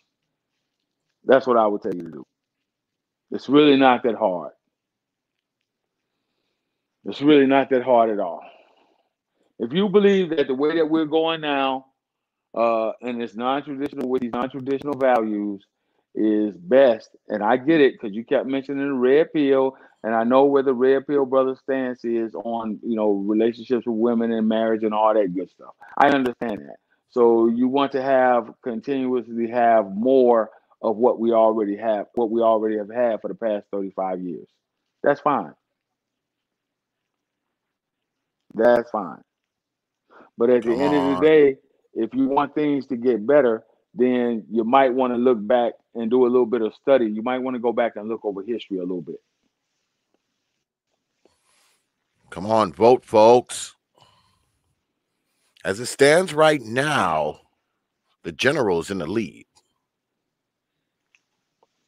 He made a lot of very valid points. But at the end of the day, I think, the ideology from where he's looking at it from is wrong. I don't know what his, generation is.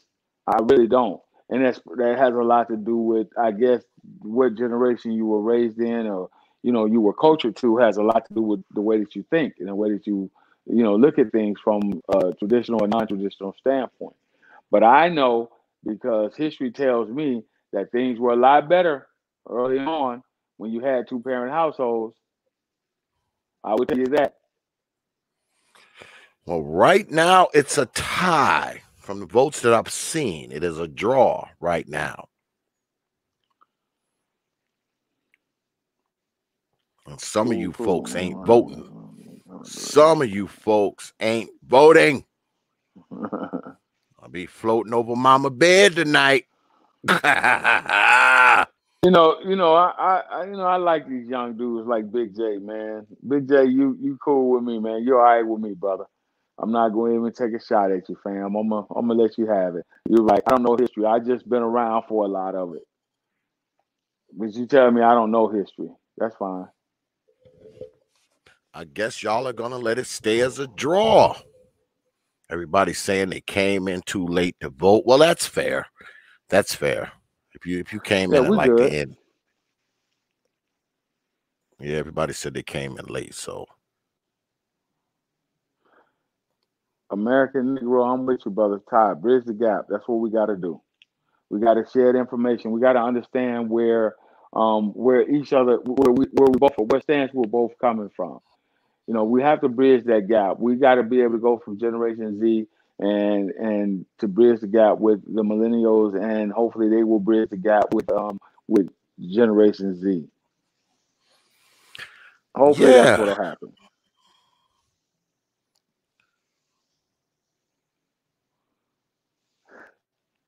Dustmaster Flex, you're right. I do need to go back to 1967. Aha. Coincidentally, that was my birth year. Well, they just put the general over top with another G, so it was tied.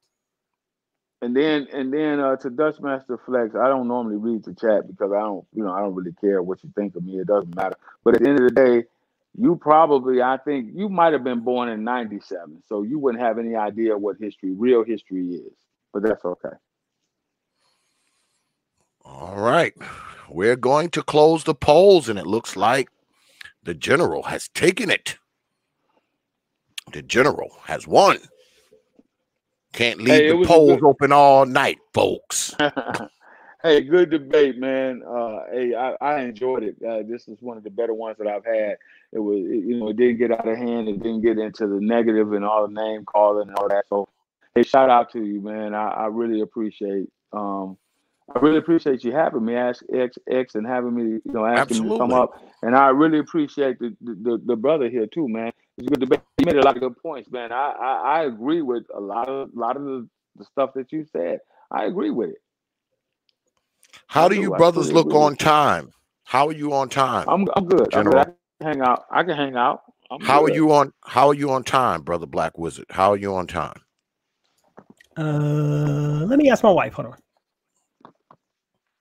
Non-traditional relationship, you married. Oh my goodness. Hey man, it's not a shot, man, but I was just wondering, like, okay. Yeah, because BMT, y'all know how it goes. Talking about. Y'all know how it goes. All right. If y'all have questions for my debaters, y'all know those questions are to be super chatted or cash apped. So if you have questions, pull the trigger. Now's the time. Let's go. Man, BMT, that's my homie, man. You know I deal with you, BMT, but you something else, man. You're a funny dude, man. Oh man. I believe I won that debate with you too, regardless of what the polls say, because you didn't make any sense at all. But at the end of the day, it's okay. Great. Oh man, that's my guy. But yeah, listen, BMT, man, that's my brother, man. I gotta before they start with the questions, I got a question for you, X. Where do you stand on this whole old school versus new school, traditional or non-traditional? I believe I have an ideology because you and I are primarily in the same age group, and I don't want to sway you. No, I mean, I came up in a traditional family, so my parents, when my father died, my parents had been married for 56 years. So that's what I grew up in. I mean, my father didn't die till I was like 37. So I always had my father around, in my life. All my brothers and sisters are married. I was one of the last of my brothers and sisters to get married. I mean, my younger sister got married before I did. So I mean, I come from that tradition. I come from a tradition of marriage and family, and it's what I come from. So I mean, I've been married. I've known my wife for 21 years. 19 of those years we've been married. So I mean, that's kind of where I am. But on the other side of that, I kind of see especially when you're talking about the millennials. I have millennial children. You know, I have sons in their 30s. So, I mean, I can kind of see the young guys' angles because I've heard it all before. You know, I've heard it from my sons and my daughters. So the stuff that, a lot of the stuff that people talk about now, and I say this a lot, I mean, I've heard it all before.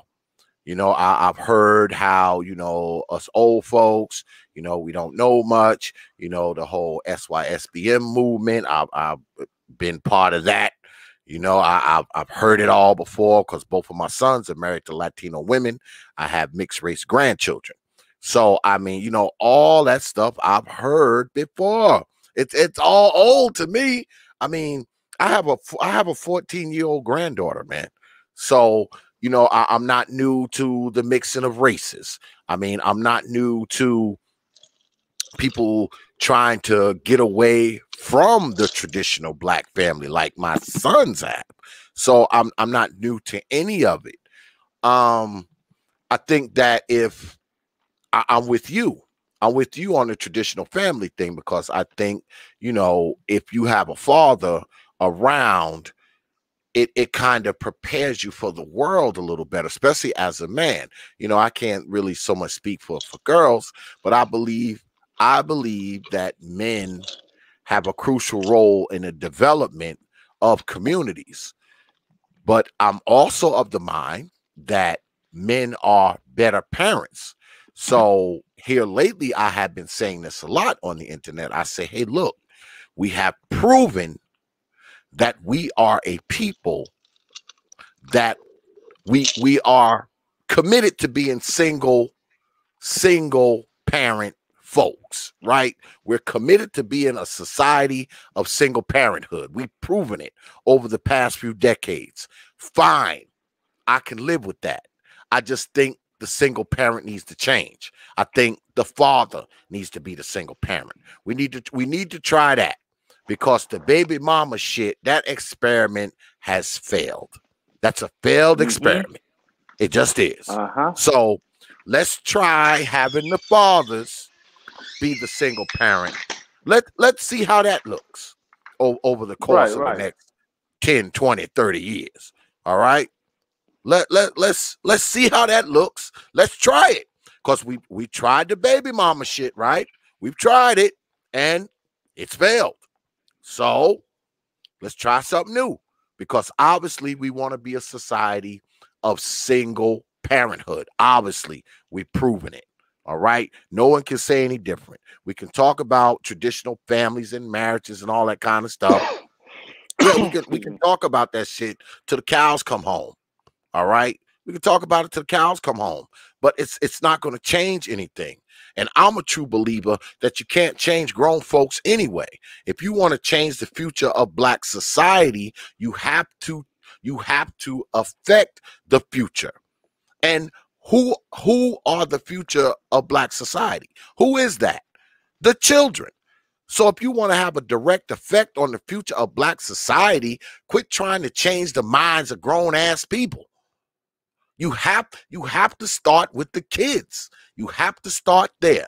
What does Frederick Douglass say? He says it's easier to raise strong children than it is to repair broken men or broken women. I mean, it's going to be easier to get the kids right than try to change the mind of these crazy ass grown folks. I just think that's a failed experiment as well. We think we're going to change the mind of people who are in their 30s and 40s and 50s. No, you probably can't change the minds of people in their 20s at this point. But what about those little tykes? that are 3 and 4 and 5 and 6 and 7. You mean to tell me we cannot put decent, honorable values into these people? We can't do it with that, as opposed to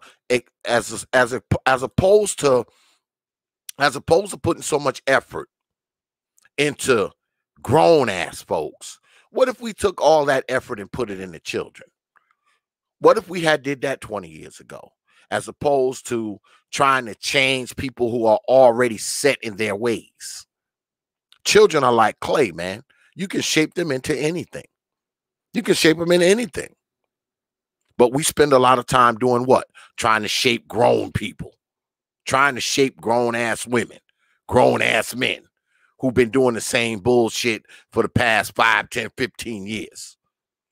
Obviously, they've shown you they have no intention on changing, because if they planned on changing, they would have did it 5 years ago, 10 years ago. They would have done it. So why are we wasting time on adults when we can be focusing on the children so they can grow up to be honorable, decent, productive members of society? And maybe if you get enough of them up into society to be decent and people of integrity, people of substance, people with drive, ambition, all right, ability, maybe you won't have the problems in 20 years that we have today. And maybe you will see traditional families come back. Why? Because you will be raising young men to become husbands. You will be raising young women to become wives. So you might just get some traditional families. Maybe we can get out of this 20-30% marriage rate that black folks have. Maybe it'll be 50%. Maybe it'll be 40%. Who knows? But if we have a bunch of grown folks who are set in their ways, and we sit on the internet and try to teach these grown people, we've been doing that for a while. I haven't seen much of a change. I haven't seen much of a change. So I think we need to curb our focus off of trying to change adults and get focused on the kids. Because when it comes to the future of black society, the children are it. And if anybody disagrees with that, they are a fool. Because people like me, we don't represent the future. We represent the past. I know I do. I'm a Gen Xer. I don't represent the future of anything. And guess what? You can't change me. How you going to change somebody in their 50s? Shit, I've lived most of my life already. I ain't trying to hear nothing you got to say. But guess what? My grandchildren, who are 4 and 5 and 6 and 7 and 8, guess what? They have more years ahead of them than they have behind them. We can take the wisdom that we have and the things that we know and pour it into their little heads. So by the time they become adults, they'll know a whole hell of a lot. And when you know a lot, you can do a lot. You can achieve a lot. That's where I think our focus needs to be. I know that's where my focus is. All right? That's where my focus is. My focus is on my grandbabies, my nieces and nephews, those of them who don't have fathers and stuff in their lives. My focus is on them. My focus ain't on a bunch of grown folks, all right, trying to get them to not shoot folks and not rob folks and not have 15 baby mamas. And no, that's not my focus. My focus is the children, man. I focus on the children in my tribe. And I think many of us need to focus on the children in our tribe. We need to focus on our tribe instead of trying to focus on all this other nonsense. Because you walk out your damn door right now, whatever neighborhood you live in, look around at the people that's in there. Do you actually think you're going to have effect on their damn lives?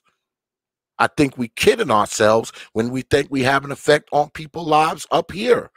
Do we affect some people? Of course we do. Yeah, we affect some folks, but don't you think you'd be more effective trying to mentor your grandson as opposed to trying to mentor grown folks on YouTube? I mean, that's where I'm at with it. Now, don't get me wrong. I like doing YouTube, but let's be realistic here. All right. I can have more effect on the children in my family than I can have on these damn YouTube airways talking to grown people. That's just the truth. I mean, that's my position. That's my position. If we want to see traditional families come back, we need to be raising children to be traditional people. But y'all go ahead. You got it.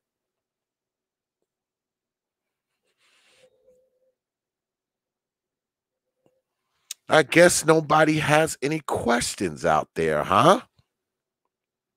Do you not have any questions out there, folks?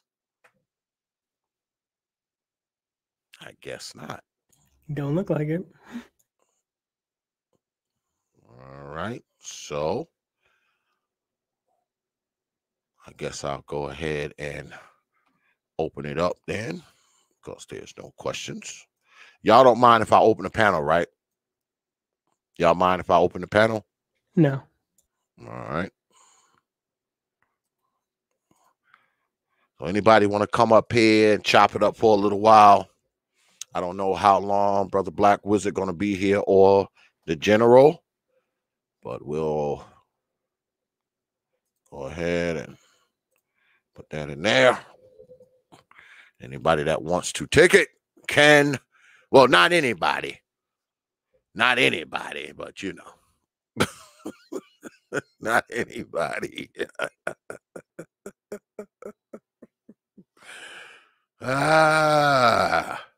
People of my choosing can come up. God damn it.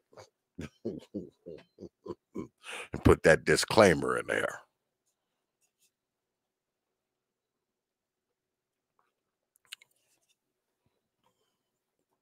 Anybody want to come up? They can. But yeah, I mean, what are you you're a millennial, right? Black Wizard, you're a millennial? I am. Okay. So as a millennial guy, what makes you think that, do you believe, well, let me rephrase it. Hold on. Do you think that the way millennial brothers are today, are they more effective than, say, Gen X or the Boomer generation? What do you think about that? Are you more effective as far as how you proceed with your life? Well, the question is tricky because in order to answer whether millennials are more effective, we have to know effective at what. So what do you mean by effective? What are you asking if we're more effective at? Okay, you're a married guy, right? You're married? I am. Okay. You're a millennial guy, so that means you got married young. Do you think you got married young because you're a millennial? You think you got married because you're a millennial? No. Okay. So what made you get married young? What made you get married young? I really wanted to get married. My whole goal for relationships, even when I was dating around with, because I got into a PUA because I was not very successful with women. So I got into PUA like pretty early, when it came out pretty early. And after I'd been, going to bars and clubs and college nights like 3 times a week, doing cold approaches and all this kind of stuff, I had finally developed the what I perceived was the skill set to give me the confidence in order to do what I set out to do, which was get married. My parents are married, and they're still married to this day. And I knew what I was looking for. And when I met my wife, as soon as I saw her, I was like, okay, I'm going to marry her. but that was predicated on if things go well, because I saw her and I was like, well, she's, you know, like she's like a high 8. So I was like, oh, she might, you know, I don't know if this is gonna go well, but I'm gonna give it a shot, you know. So after I gave it a shot and it worked, then you know, I knew I was gonna marry her. Mm-hmm. So you came from a traditional family, the quote unquote nuclear family. That's what you came from, right? Yes. Now, I've heard millennials say this before, and I think you alluded to it during the debate, that's not, you know, that's not so much of the norm now. Did I hear you correctly when you said that? Did I hear you correctly? True. So if you came from a traditional household, a nuclear family, as a millennial, why did you decide to follow that tradition and not do, you know, the whole, you know, millennial thing, you know, whatever the hell that is? Well, I got into PUA, or I should say pickup artist culture, so people know what I'm talking about. But I got into pickup artist culture, but it was before I knew what red pill stuff was. So I knew, like, I read the books. The first book I read was like The Mystery Method, and then I read The Game, and then I read a bunch of other stuff from the PUAs. And then I, you know, when YouTube was fresh and new, some of the PUAs had their seminars, or some people had seminars from the PUAs, and I watched those. Yo. What's up, General? You there? You're here. Shit. Go ahead, Black Wizard. Oh, damn, he fell off. Go ahead, brother Black Wizard. Oh, oops. But yeah, so I got involved with PUA culture. I didn't really know what red pill was, though. And so, like, I always wanted to get married. And I guess that was something that was just programmed into me from my environment. Like, my parents are married, you know, so, you know, I was like, oh, this is what I should be doing. You know, I saw, you know, television shows or sitcoms with married people, you know, the Family Matters, the Cosby's, you know what I'm saying? So I saw that's more programming. So I was like, man, I should really get married, you know? So getting married is just something that was kind of like, at the time, it was just something I wanted to do. So I ended up pursuing it. And luckily for me, I found someone who is pretty awesome, and, you know, didn't want to, you know, destroy my life. So, yeah. Yeah, that's always a good thing. So let me ask you this: Do you think that the Gen Xer generation, or even the Boomer generation, because I also hear millennial guys say this, that, you know, the Gen Xers and the Boomers, you know, they dropped the ball. Do you believe that happened? Not necessarily, because I mean, it kind of goes to the point of when we ask what's effective, it's like, effective at what? So, you know, if they're like, what are we saying that Gen X was not effective at? You know, to me, it just is what it is. You know, what happened, and we're here today because of it. So we, at the very least, we could say we survived because, you know, the previous generation did what they did. Who knows what would have happened, you know, with all the, you know, before civil rights stuff and all that kind of stuff, you know? So, like, it just is what it is. Do you believe that millennials, what generation do you think has the greater social consciousness? If you mean like awareness of I don't know. I don't know that.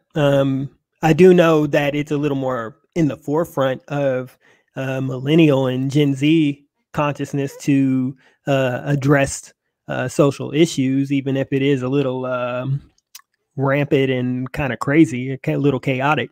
It's a little more acceptable for a millennial to jump into this kind of woke culture than it was for Gen Z and prior. But I also do know that Gen Z and prior had a more robust.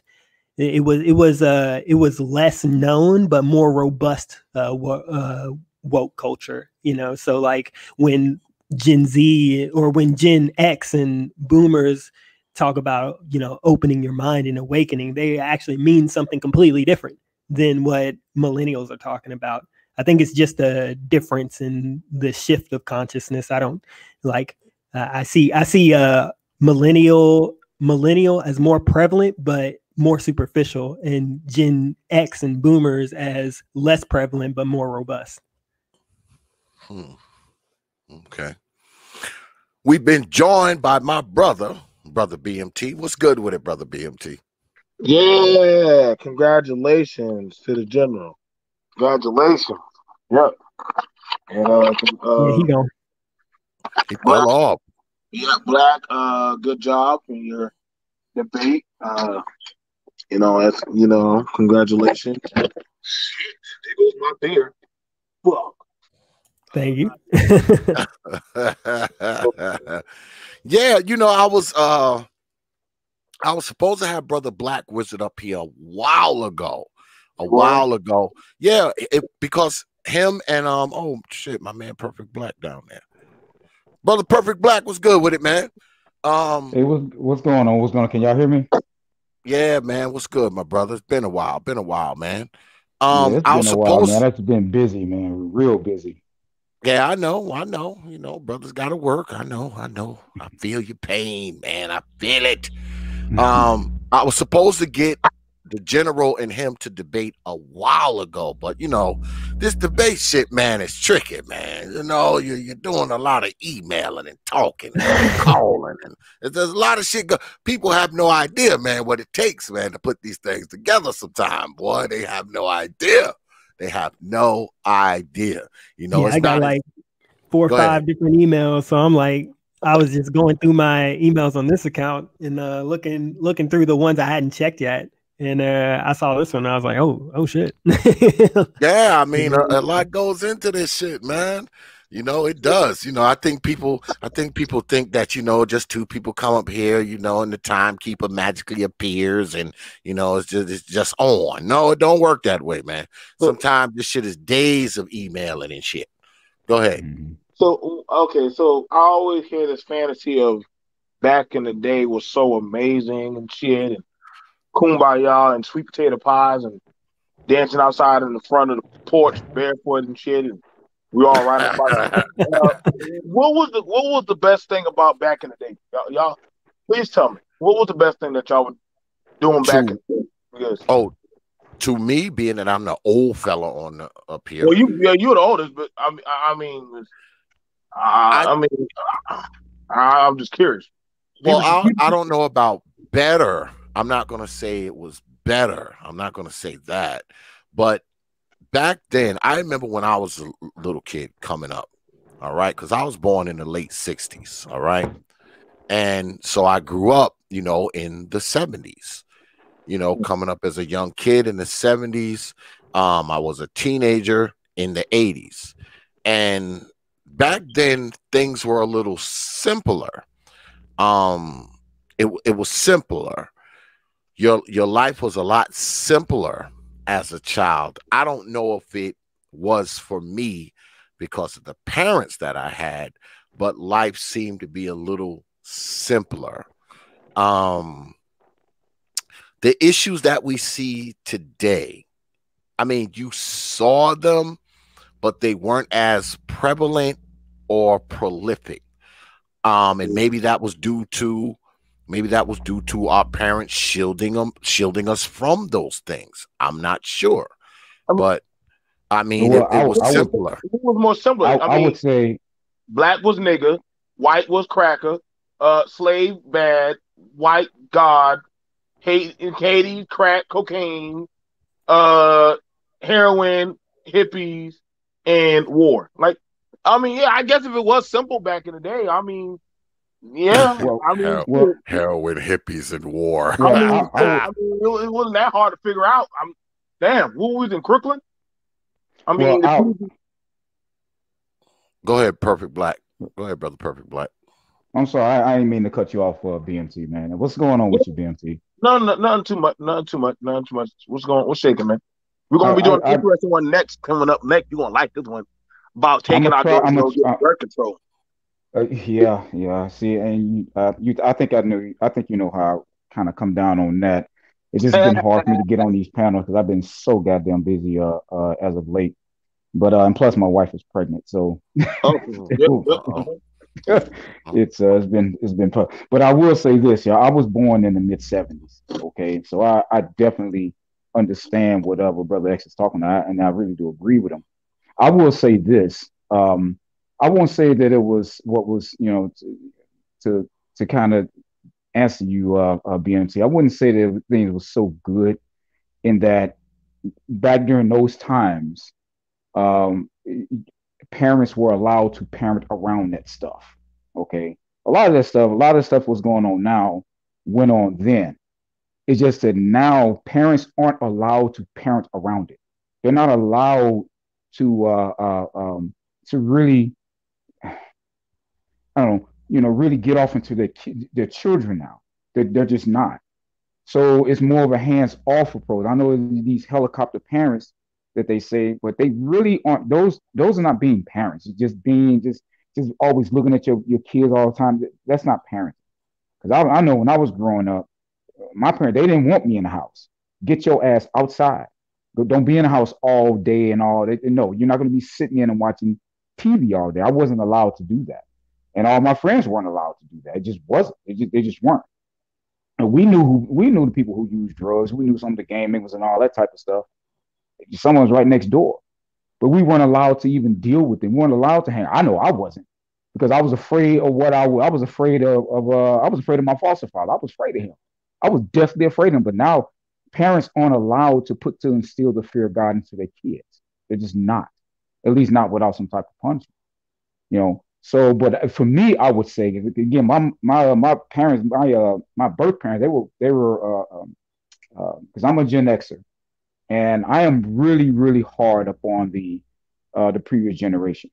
I'm really hard on them because they were selfish. They didn't pass down shit. They didn't give us too much of anything. Much of what I know didn't come from them. Didn't come from birth parents. Didn't come from foster parents. It didn't come from. I had to get out and go get this myself. And so you had a lot of Gen Xers like myself who had children, but you had a lot of Gen Xers who really weren't given the proper tools to even be parents. They were taught how to do things for yourself, how to be selfish. And they taught their children how to be selfish. They taught their children, well, you don't need a man. They taught them that stuff. See, and from the way I see it, I know we live in a civilized society, but the problem is that human biology don't go as fast as human civilization. Human biology did not design us to not need each other, even though the civilized society says go out and you don't need nobody. And the more we try to run from that biology, the more we're gonna run right dead smack into it. So I mean that's just how I see it. So I do understand what the young brother was saying, because he's writing a lot of things. A lot of the laws are different now. And a lot of the family laws are different. Why don't they ever talk about the grown adult men that were in school with the teenager girls? Or like if a girl were to get pregnant, they send them over to granny's house down in the south or the north, some stuff like that. Like, I mean, I'm an 80 baby and I've seen quite a bit of stuff. What the parents, daddy would just go up into the, basement and go do some heroin, and get high and shit. You just thinking he has a demon in him. I and all and shit, because I mean, got me fucked up. But that's what I mean, being to when I say people and the money. That's why they're $1 billion business. And I don't know what y'all keep talking about. I mean, I ain't gonna say these days it ain't better, but shit, there's laws and stuff. Dudes talk about, well, back in the day we were doing that. And I'm like, doing what? Like, what were y'all doing? Like, nigga, stop. Well, Like, well, see, it's just what what were you y'all just doing? said, That was beef. so Just great what. back in the day. I mean, civil rights. I mean, okay, I'll give you that, and I won't take that from you. But you know, I mean, let's look at it right now. Shit, we here on YouTube, and we out here on YouTube, and we see all what's going on right now. So it can't be that glorious of a lifestyle if y'all still saying that y'all getting your ass handed. If it wasn't the white man handling, now you're saying it's a system handling, which is technically the same thing. So Well, what what Well, what I won't. honestly back in the what did we 70s, gain? But now it's everybody for himself, man. And I kind of like it that it's everybody for himself. Stop. We can stop with the make pretending. But Nothing's see, well, worse BMT. than pretending that I fuck back with you. I don't but want to pretend I fuck with you. If I don't but like you, I don't like you. I don't want to back in say, the well, 70s it shit, was oh, we different straight though. folks, so we can fuck It was now. different. Yeah, It was it, different back in the Damn well, 70s. I got it more where a black person he may blast not my be able to ass hear. faster, you know, in my proximity. You know what I'm saying? But we live amongst each other. Y'all women, y'all can stop with that Angie Mama shit. Like y'all give a fuck because we damn sure know that y'all like to get on y'all high horse. So I want all the smoke tonight. I don't give a flying fuck. Fuck the feelings. Let's just talk. well, So well, this is the thing. but this Well, this is the this thing. what's Hold on a which second. Hold generation on a was second. better? I mean, we're gonna hear the white Can y'all hear boogeyman me? somehow ran I y'all. can hear. Yeah, yeah, We know I can damn hear you, well brothers. I don't that think you now can we hear at us. this Can you hear game me, level where hey, X? people yeah. are I full can of hear shit. you. Because I ain't Yeah, can hear you. nobody I don't think forcing you can hear us. y'all to do anything now. Y'all are now on your own precognitive design. So that means somebody had a lot of free will. Somebody had a lot of free will, but they just don't want that responsibility. And nobody would force you to do heroin or crack or dope. You chose to do that shit. Like you're gonna have to show me when somebody was forcing you to do some dope. You're gonna have to show me that. You know what I'm saying? But I've already had that talk with my father about heroin. But I understand how Vietnam worked for him. I understand how that shit was working. So we got to have the real conversation about that one. Um, about when it comes down to this, you know, I hear it about the relationship between a man and a woman, but let's be honest. Back in the day, a man could beat a woman. There wasn't really much recourse for that. You know what I'm saying? And a lot of these women are saying that they don't want to get back with a man. We already hear some dudes talking too much about goddamn submission. Too much. If a man got to keep talking about submission, that means he really don't got no power like that. That is, I'm gonna be honest. If a man got to talk about submission, he viewed as a bitch because that means he ain't running shit like that in his home. Because a man that running his shit don't have to keep reminding his woman, I'm the man of the house. Why the fuck I gotta tell you that? You should know that, already. If you don't know that, then why the fuck you in my house? So we we clearly had a whole doggone disdainment of this shit, man. I'm not gonna remind no fucking woman. I'm not gonna remind no fucking woman that she my doggone woman. You know what I'm saying? Tell that black woman she ain't gonna help you build, kick her ass to the curb. Same thing for y'all women. If that nigga ain't about no damn moolah or making no moves, y'all brothers don't follow that OnlyFans pussy. Don't follow that. Don't follow that OnlyFans pussy. It's gonna get you fucked up. I thought about what you said. Perfect. A lot of these women don't give a fuck, man. This ain't no buildabitch.com. I'm not rebuilding these traumatic damn hoes and shit. So, All right. Who got the you know what I'm damn saying? We gotta be feedback real, going man. on? Man, Who got that? I'm only here for kids and goddamn whatever. I'm only here for kids and doggone and make money, dog. Other than that, all the traumatic shit, we gotta just be real, man. These niggas ain't serious about this shit. Brother O'Shea Linux, I see you down there, but your stuff ain't connected, man. You gotta do something with your mic or your camera or something's going on down there. But what I was gonna say is this: when I was coming up in the 70s as a little kid, your parents did the parenting. Now, you often hear people say, oh, it takes a village to raise a child. Yeah, but back then the village was, you know, Miss Johnson up the street, Miss Ann down the corner. I think what's happening nowadays is the village is still raising the child, but the village is not Miss Ann or Miss Johnson or Mr. Brown up the street.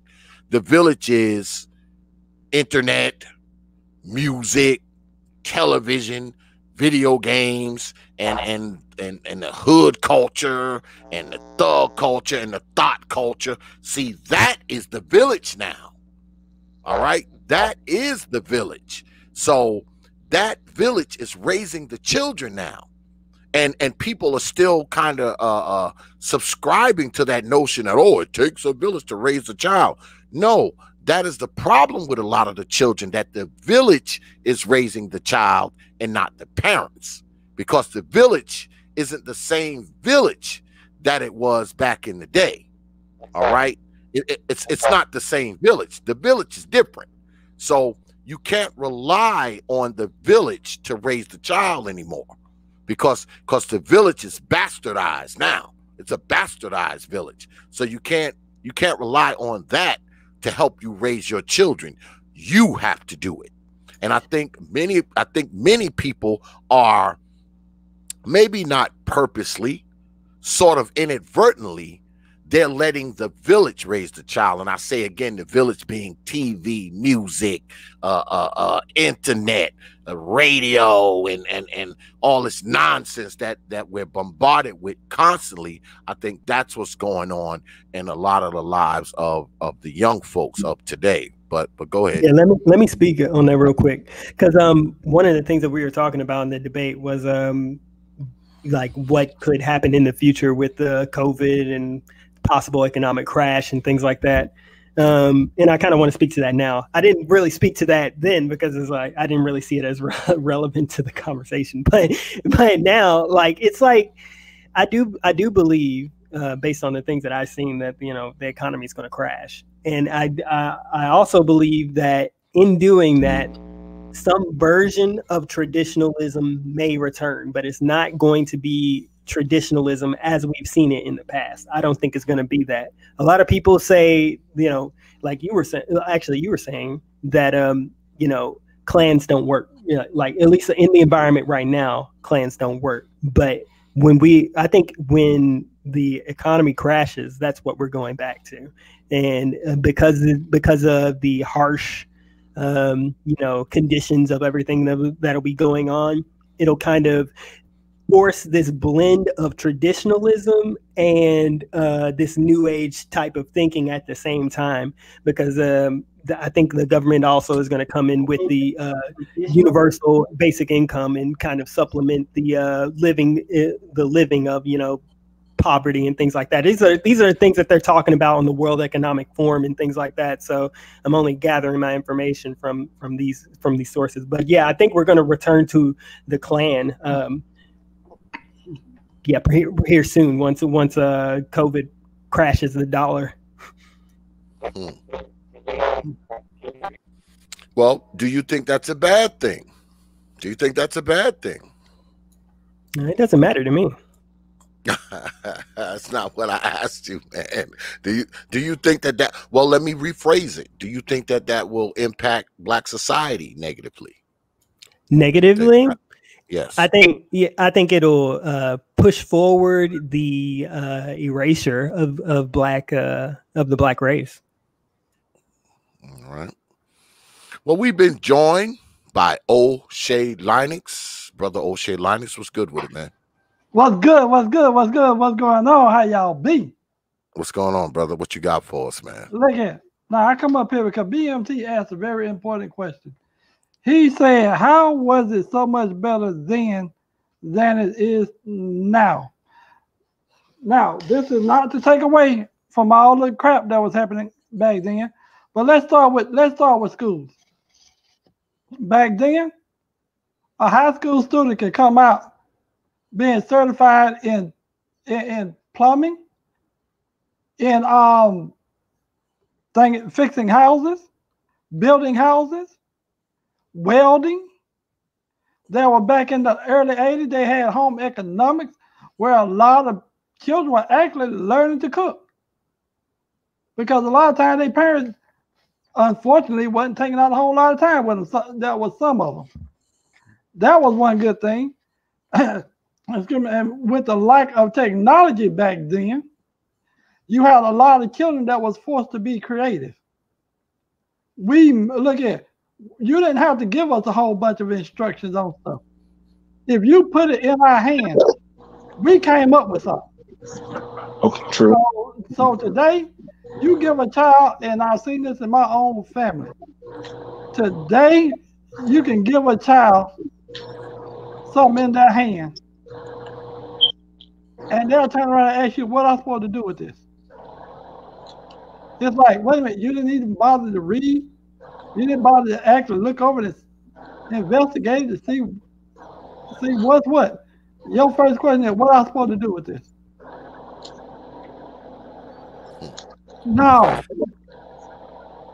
I can very easily tell children who, I can tell children who've had a lot of stuff in their life, who've had parents and kinfolk basically do everything for them. They tend to be lost, and they tend to don't even really care about trying to figure anything out. The first thing out of their mouth is, Mama, do this for me. And I'll be like, you ain't even tried. And the first time they mamas or their aunties run and do, they do it for them. Back in the day, we didn't have it like that. We had to figure stuff out. We had to be creative. And look, I love the days. I love the time back in the day. Look here, we had our own makeshift picnic playground or what have you, right out in the woods. Mm-hmm. Look here, today, which I'm gonna tell you, I can understand it understand it with the idea that you have a lot of people out here that they are raping children, they are doing a lot of molestation. I get it. I get it. But the freedom and the beauty we had of being away from the grown folk out in the woods, sitting up there. We actually cooked in the woods. We had pots and pans and everything. We burned down the woods every summer. Oh, I'm sure you did. Hey, look, it always grew back beautifully. So hey, we ain't counting that. Well, let me ask you this. Do you think it's because times have changed, or have parents or quote unquote parenting has changed? Or is it just that, times are different now? We got the internet, iPhone, and all this smart TV, smart watches, smart cars, and all this kind of nonsense. Or is it that people have changed? Because if people have changed, it's an automatic that the children are gonna change and be different, right? Or is it just due to the changing times? All right, I'm glad you asked that question. I can remember the exact, and I'm going to go with people, but specifically parenting. I am going to go with, because to me they one and the same.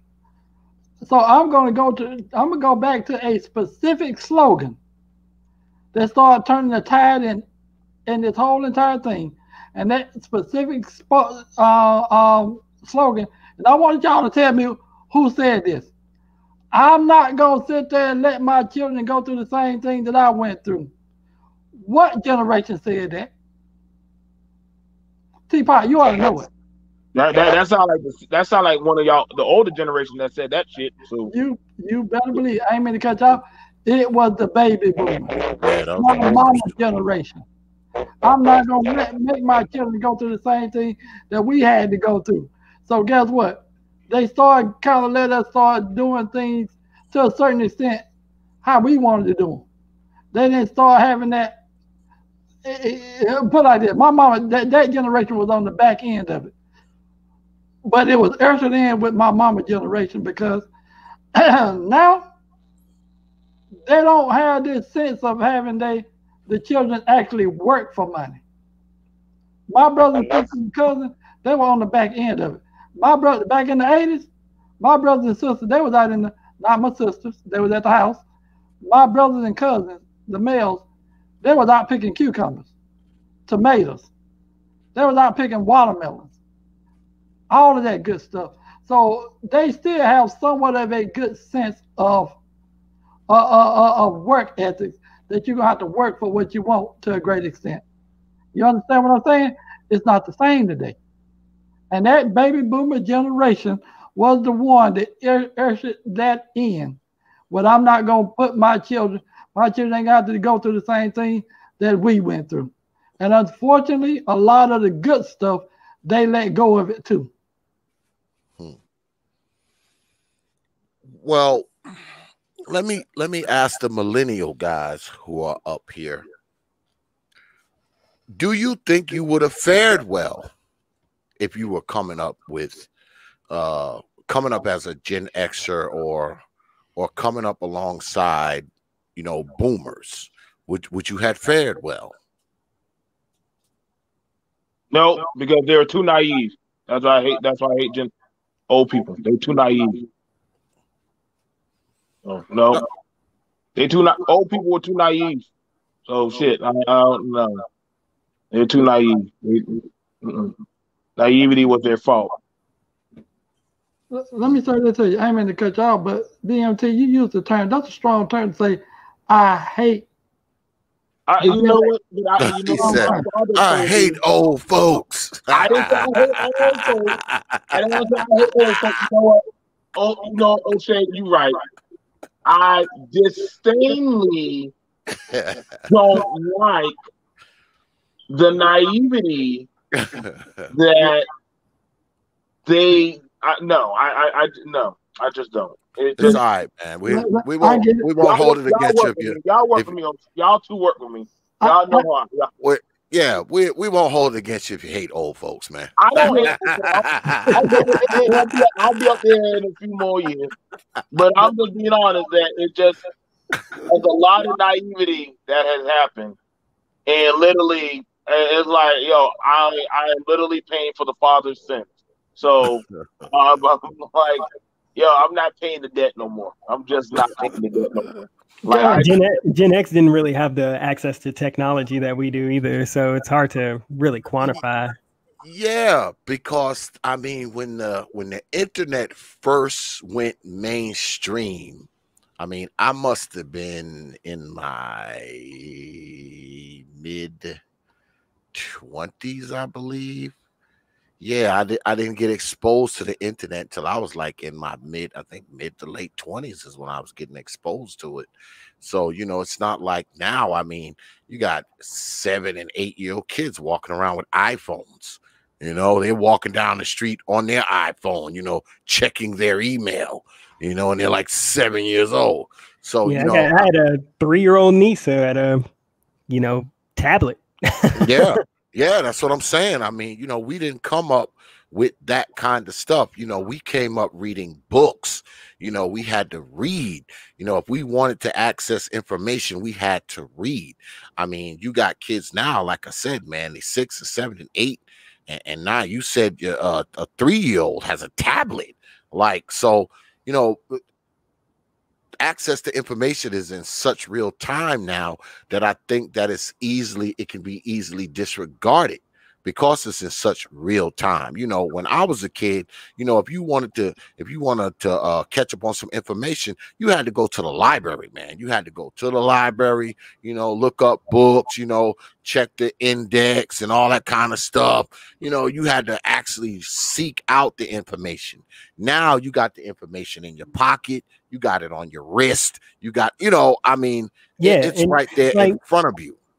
Yeah, and like you were talking about earlier, how times were simpler, and I actually agree with that, and I agree with it because you knew what you were supposed to do. Like everything was kind of set out for you. It's like a man does this, a woman does that. Go to work, get your pension, retire. All that stuff. But everything that society has laid out for that, or at least everything that society used to lay out for, like how you're supposed to live is like pretty much gone now. Like most of it's pretty much erased. Women, there's no women do this or that. There's no men do this or that. There's no, get a pension. There's no go to work and do whatever. So people are just trying to figure it out right now. Yeah, everything is pretty static. Well, my man Perfect Black is back. What's good with it, Perfect Black? Can't hear you, man. It's like you talking through a paper bag with it's like you talking through a paper bag with little firecrackers in it or some shit. You sound like one of those airplanes, that's in the Bermuda Triangle and they trying to communicate with the tower and shit. You sound like one of those lost airplanes and shit flying over the Bermuda Triangle. It sounds like they're behind enemy lines. That's what it sounds like. Yeah, yeah. Hey, let me say this about the. I mean, let me say something else about this too. And this iPhones and the iPads and well, put it like this: these pads going right here, because it ain't just iPhones, it's Androids and so forth. Here it is, because of Androids, because of these iPads and Android pads and iPhones and so forth.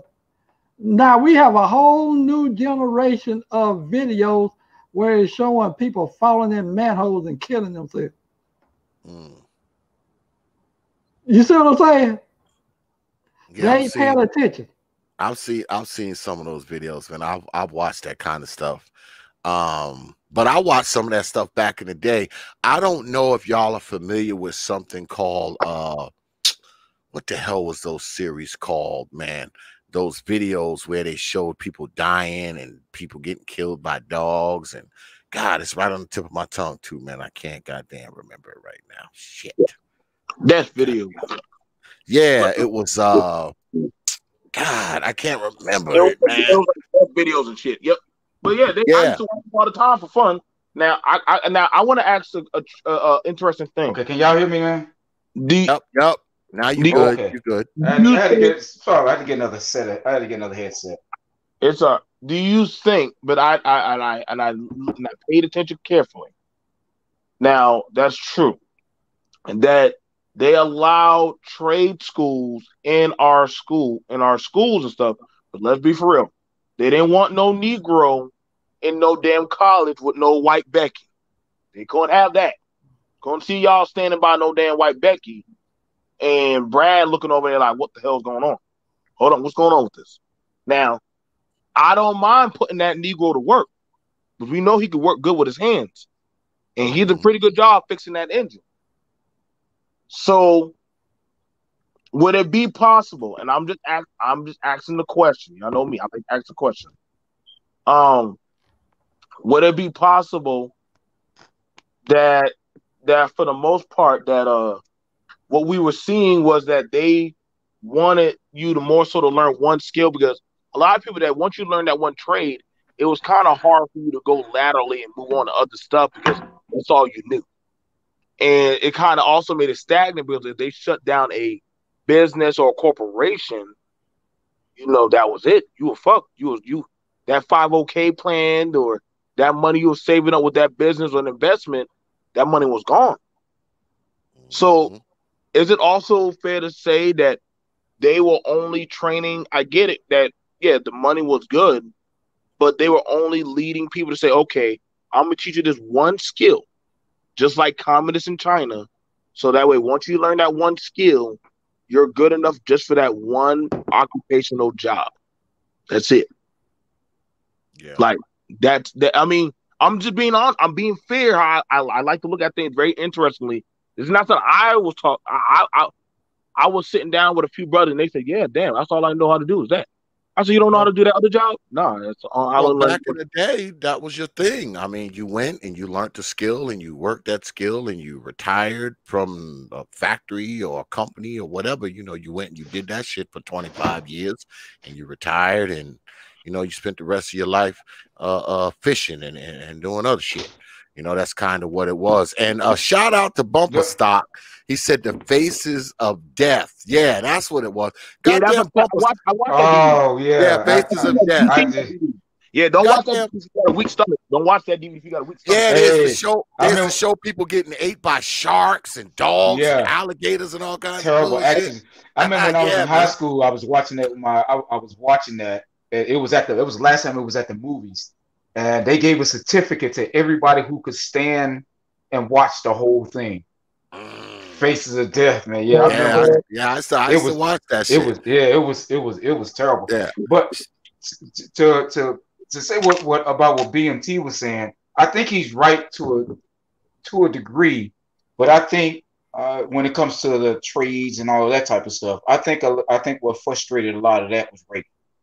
Once Reagan got into office and his quote unquote Reaganomics, and a lot of jobs start getting outsourced overseas, the trades really start to get leaned upon, and that's when you start getting a lot of these trade unions not even wanting blacks to even be involved, and therefore they start taking them out of schools, because that's where blacks were still, that's where especially black men, in particular black men, were competing successfully, I may add, with white men. So they had to take that crap out of the schools. But talking to some of the older guys in my family, they felt the same, believe it or not, BMT. They kind of hinted at the same thing at what you were saying, is that they wanted to get us into those, kind of funnel us into these trades to keep us from having to compete with them, and to keep black men away from the women. But we all know how successful that was, because white women had just as much as an appetite for black men as some of us have for white women. I just want to add to company included. I just wanted to add to what BMT was alluding to there. Before I go, I have to watch my kid, but with the focus on a singular task, it really is. It really was, you know, as what was said before the globalization of industry. So, like, I was talking to somebody in my career field. I'm in programming, system engineering, that kind of stuff. And I'm a system engineer myself, man. I'm a IT guy myself. Hey, but I was actually talking to somebody, and they was talking about how there used to be a person, there was a guy for drawing the charts for presentations, like the pie charts and the bar graphs and stuff. Oh, like yeah, that. I forget what they used to call that. I forget what they used to call it, but there was, yeah. They had a whole job for that, and that's all they did. Yeah, exactly. And then as, you know, technology increased, and, you know, we got Microsoft Excel that you can just make a spreadsheet and do a formulaic equation. That guy's out of a job. And now one person's doing multiple jobs, and, you know, companies are trying to shrink or trying to compact the amount of work one person is doing in order to save money. And then what they can't, you know, get Americans to do because it costs too much, or get prisoners to do because, you know, send people to prison so they can work for cheap, you know. But what they can't get prisoners to do, they can't get inmates to do tech stuff. You cannot get inmates to do tech stuff. Exactly. So then they just send the rest overseas. So it was really the consolidation of jobs, along with the increase of technology, that allowed for one person to be doing like all kinds of jobs outside of their normal wheelhouse. I mean, you see that everywhere nowadays, though. Right. No, and that's the thing about, like, listen, I'm not capping from the brothers back in the day of the glory of trade. I think trades are amazing. I'm a tradesman, but I also understand that as a military person, I was never afforded the right to just do one job. I learned 15 goddamn jobs in just doing one job. Why? Because guess what? If I wasn't doing that one job, I better learn how to do another job. If I wasn't doing that job, I was doing two other jobs. I was a medic, infantry, a gunner, a goddamn driver, a goddamn artillery. I'm like, well, damn, when do I do my job? Now you're a cook today. And what we're seeing for a lot of black men and just people is that they get complacent with just that one job. And so when that dude up higher up above you comes around and says, "Okay, I don't need this anymore." What? Well, I don't need you. You only know this one job, but Paco over there can do 3 other jobs for cheaper. Why do Well, I need you? not only do they get complacent in one job, I think it's a little bit. I think it's worse than that. Is that they don't do anything to better themselves so they can advance in their I don't want to say in their present position, but I guess just that they don't do anything to advance. They just get comfortable, and in a society like this, especially now with this COVID, where a lot of people are at home. If you're working, you're busy because a lot of people are not working. A whole lot of people are not working, and like I say, I do a lot of content, and as you know, I spent 10 years in Army. I had 2 MOSs, right? So I know exactly what you're talking about. You're absolutely right. That's one of the reasons why a lot of the kids, a lot of the boys, the black boys that I counsel, I'm trying to get them into STEM because in those areas they're going to be those are recession COVID proof type of fields, and they won't be home. They won't be unemployed. But that's the difference between that, because I'm gonna tell you, I am really hard. I am hard on because I'm a Gen X. I'm really hard upon our parents because they ill prepared. I am tough. I'm tough on. I tell them a lot of the crap that you see now, the boomers have a lot to answer for. Oh yeah. They have a lot to answer for. Oh yeah. Like I say, I'm a Gen X. The boomers have a lot to answer for. They raise these kids, they raise the girls, and all this stuff with this feminist bullshit. You can do it all on your own. Do it by yourself. You don't need no man, blah, blah, and all that shit. Again, like I said, human biology don't change. It takes at least about 100 years, a century, for your DNA to start to adjust to the external environment. It doesn't happen that fast. Okay? And they have ill-prepared Gen Xers. And Gen Xers, we've ill-prepared the millennials. Mm-hmm. But that shit started with the goddamn baby boomers. And I don't give a damn. I'm hard up on them because they started this bullshit. Dude, we right there together. I've been saying that the whole entire time. Yeah. Even put up the slogan. Even put up the slogan they use. And I check this out. I don't like a lot of the principles of today's dating and all of that other type of stuff. I don't like that. But the roots of that shit was so with the goddamn baby boomers. That shit it was so with them. They're the ones they didn't pass down shit. They didn't think it was important. They started raising their kids with all this individualism and all this other bullshit. You do it yourself. You do. Once I raise you, get 18, go do it your goddamn self. Well, see, the generations before then didn't do that. And a lot of the successful generations today, the one you look at these rich families, they don't raise the kids that way. Oh no, when their kids get 18, if they can afford it, or they're putting them into the best. They're making their adult life very easy. They're giving them every goddamn chance that they can that they hit the ground running. The goddamn, especially the black, the black baby boomers, nah, they didn't pass down shit. They were fucking selfish. They taught the kids to be goddamn selfish. And then those kids, what did they do? They raised fucking selfish kids that can't do shit. They don't know, as they used to call it back in the day. They don't know shit from shine over. They don't know. They don't know the difference between a goddamn wrench from a torque wrench. They don't know. Yeah. Yeah. And I put that shit on the goddamn baby boomers. They did this shit.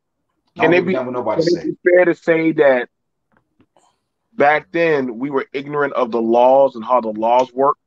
Can it be fair? Well, a lot of the laws now that exist didn't exist then. Well, no, you got a lot of shit now that didn't exist then. Well, no, let me put it like this. Okay, so let's put it like this.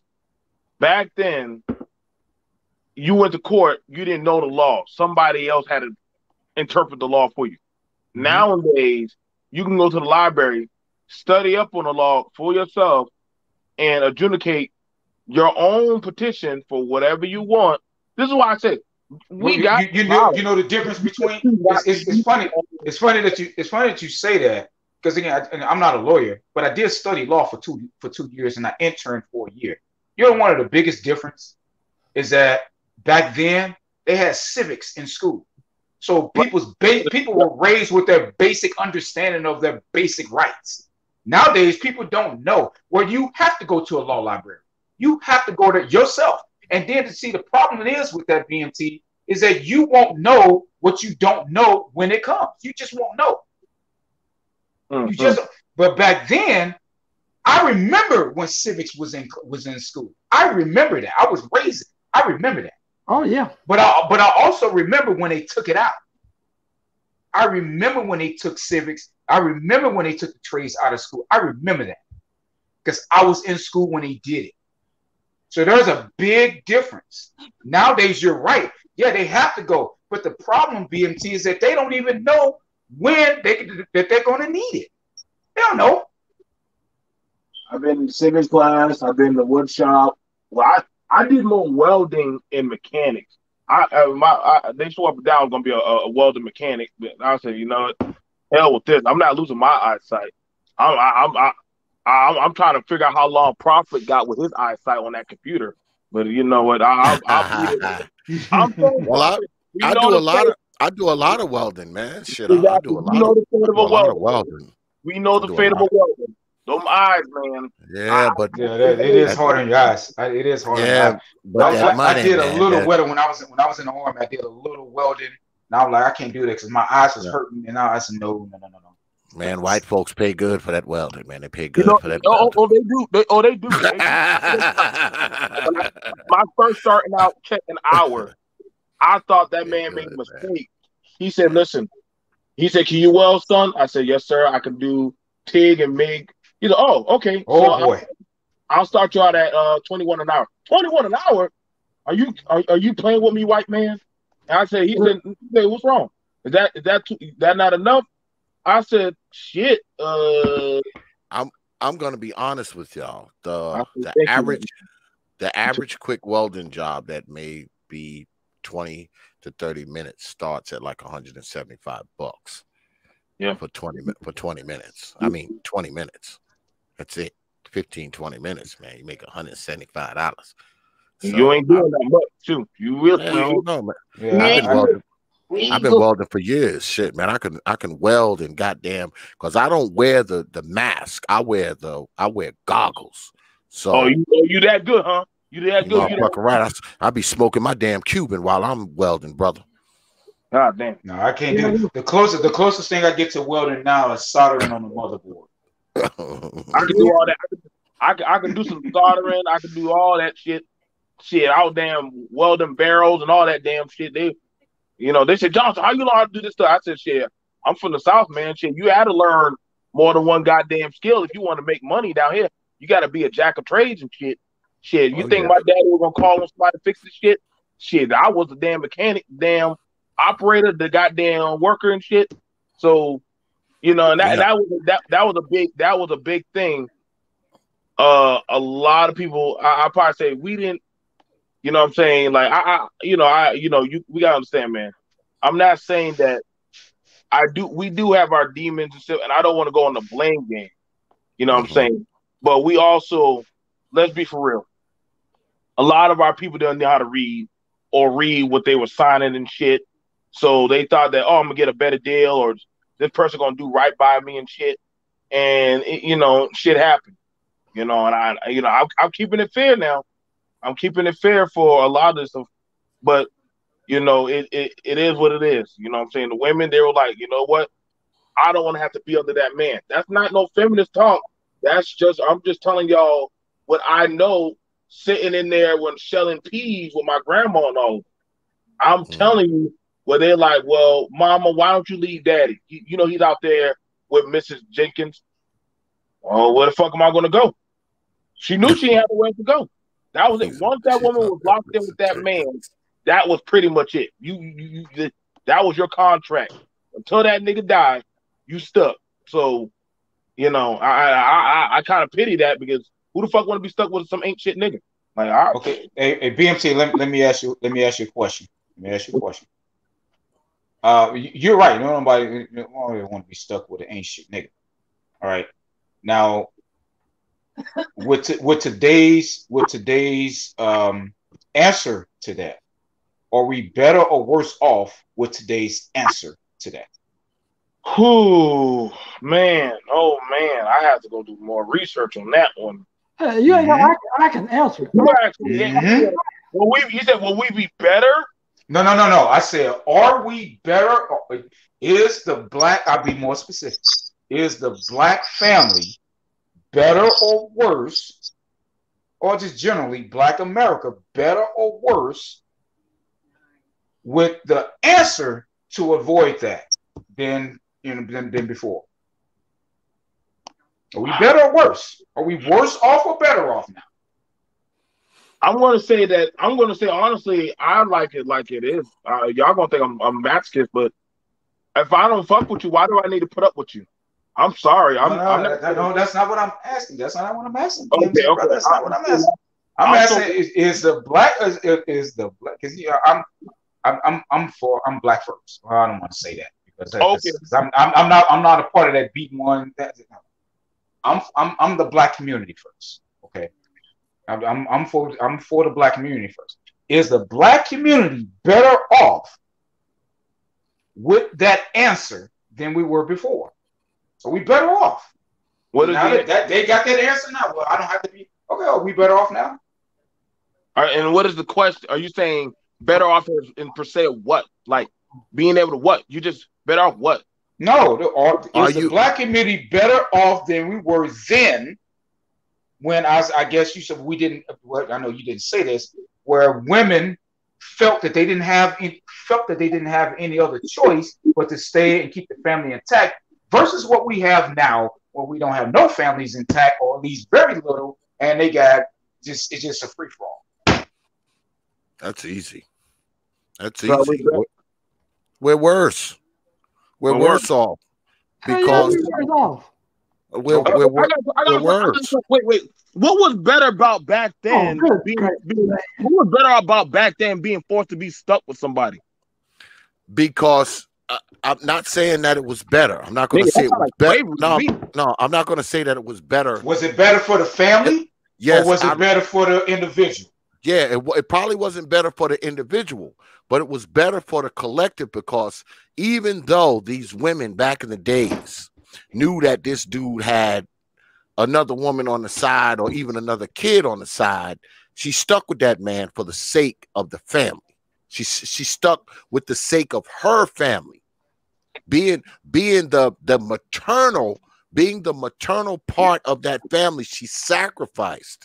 She made the sacrifice and stayed with that man for the sake of the children, and the children probably were better off for it, as opposed to if she said, "The hell with this, he got another chick on the side, so I'm gonna go off and hear me roar." Yeah, I'm a woman, hear me roar. I'm gonna go off and just be a baby mama by myself and live in the goddamn project somewhere eating roaches.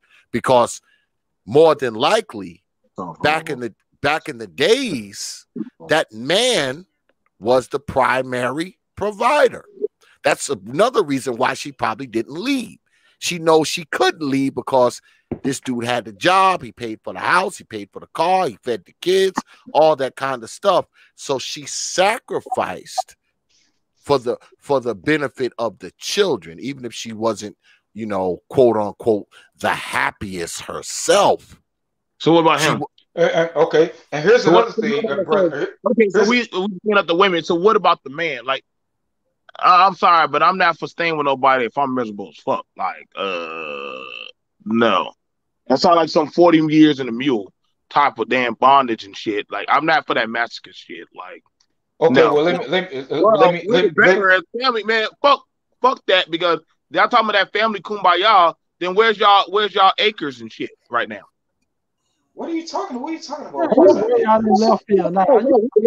You can't just talk about we were together strong in security, but then where the fuck was granddaddy's tractor and land? That shit, I was okay. All right. No. Let me answer that. That's not what perfect. That's not what Brother Perfect Black asked, though. What he asked was, was the answer to that, the answer that we have now, was it better than then? That's what he asked. You know, okay. That's what he asked. He asked, was the answer more beneficial now? I think the answer was the same, right? That hey, I don't want to be with somebody who's got another chick or got another kid or got another whatever. Strung out on heroin and crack. Yeah. Nowadays, a woman will say, nah, I don't want to be with this dude. I'm going to go off and just do whatever and get me another dude. But back then, if this dude had another chick or had another baby, the woman may not have necessarily left. She stayed for the benefit of the children, and the children probably were better off because her and the father were still in the house together. Therefore, that was a benefit to the children, as opposed to now, where if that goes on, this chick will be like, the hell with that, get her another nigga and just go off and be a baby mama some damn where and get some dude, and the dude to be in the damn kids' room every night. But don't get me started. Don't get me started. So let me ask you this.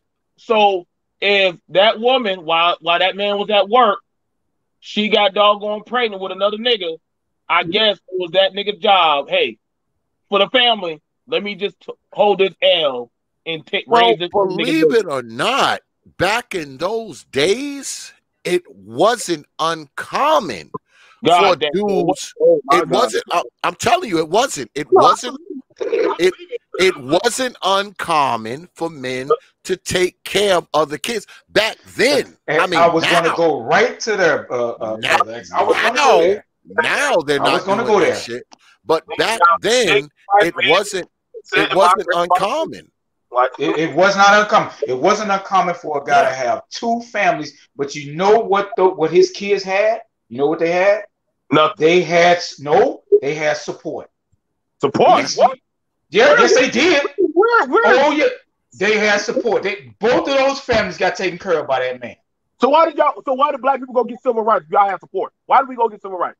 If we got support that damn well, then why did you go to the white man and say, hey, white man, I want to be able to sit by you and go to your school with Brad and Timmy? If the support system was that damn good, you asking the wrong. Now, see, that's a whole different question. BMT.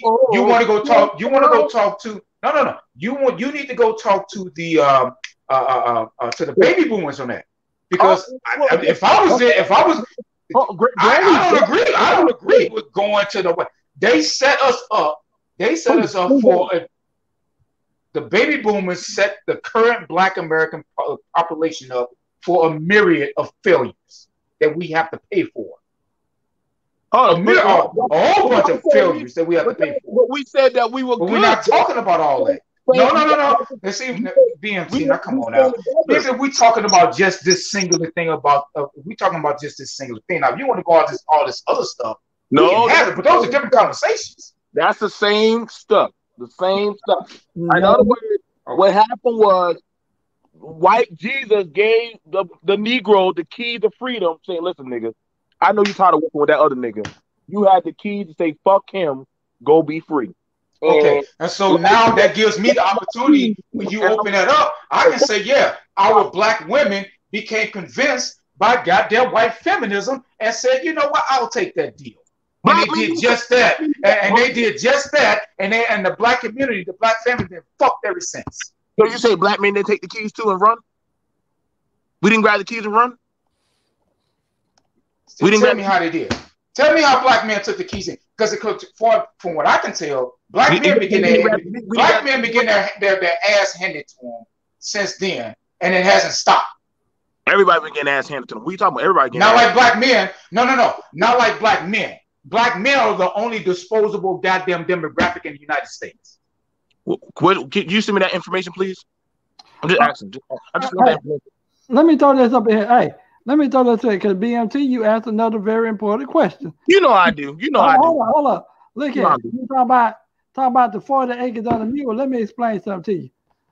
Look at, I don't know how it was in the city, but back in I want to say something on that too, but go ahead. Okay, but back all the way up to the early 2000s. I know a bunch of black men, black families had farms everywhere, acres. Oh, please, can I? And let me tell you something, BMT. Let me tell you something, partner. Look at back in the 70s, the 80s, early to mid 90s. Guess what, bro? When we left the house walking, we would leave the house walking. And by the time we made to where we were going and made it back to the house, we was already full. We was already full. I don't ever remember a time when we were worried about food back then. I don't ever remember a time. You feel what I'm saying? Because guess what? It was always a field like there was some cucumbers. Either had some cucumbers in it, either had some watermelons in it. Oh, believe me, part of my expression when I say, look, it was a lot of ass whoopers that were handed out because they're out there off in them people field getting them watermelons and not bringing back them blueberries that your grandma told you to bring back so she can make that blueberry pie. Oh, it was a bunch of butt whoopers that were handed out. But guess what? They were handed out on full stomachs too. You know, I really do want to right now. So what? Who sold Granddaddy land? Okay. The baby boomers and the one that come after that. I really want to. I have to address this because this is something that BMT kind of he's getting into about what it was, the land and all of that. Both sides of my family go all the way back to the Civil War. Okay, I got relatives that was during the Great Migration, even before then, that had businesses that own their own homes and the property that the businesses that the land that the businesses were on in Arkansas, Mississippi, and Alabama, all three of those states. On both sides of my family, they had to literally abandon property, businesses that they owned outright. They had to abandon them, only to go up north during the Great Migration period to be redlined, Jim Crow'd, and everything else. And the very few who were able to save whatever they could, they were so bought up. They didn't pass down anything, nothing. So when you ask, well, what happened to this, or where is this, or where is that? Well, there were a whole bunch of, and again, my situation, my family situation is very common. And I would dare say that's the story for most Black Americans. If you were born in the Midwest and in the North, you likely got a story like that, even if you don't know it. Okay, so that's what happened. That right there is what happened to a lot of people's generational wealth that was prevented from being passed down. For anybody who want to use what are you doing now? Or you can do this now, or where is it? Yeah, there was a lot of shit that happened that prevented generational wealth from being passed down. And then you want to put on top of a lot of bad philosophy, bad principles being passed on to the goddamn Gen Xers. Who was selling dope? Who was selling dope? Exactly, that's what I'm talking about right there. See, so you mean to tell me, BMT? So you mean to tell me, BMT, that Black Americans just woke up one morning selling crack to each other? That nothing happened before then that precipitated to that point to where blacks are selling crack to each other? The white man just said, "Hey, you snort this, shoot this, and you'll get magical power." That doesn't answer my question, BMT. That doesn't answer my question. So you're telling me that we just woke up one morning and we're just selling crack to each other? We're Crips and Bloods now. We just woke up one morning, boom, we're just going to choose to do this. Is that what you're telling us? Oh, perfect. You saying somehow like a bunch of black people woke up dressed in red and blue and No, said, I'm asking you. The question is to you. Do you think we just woke up one morning that way?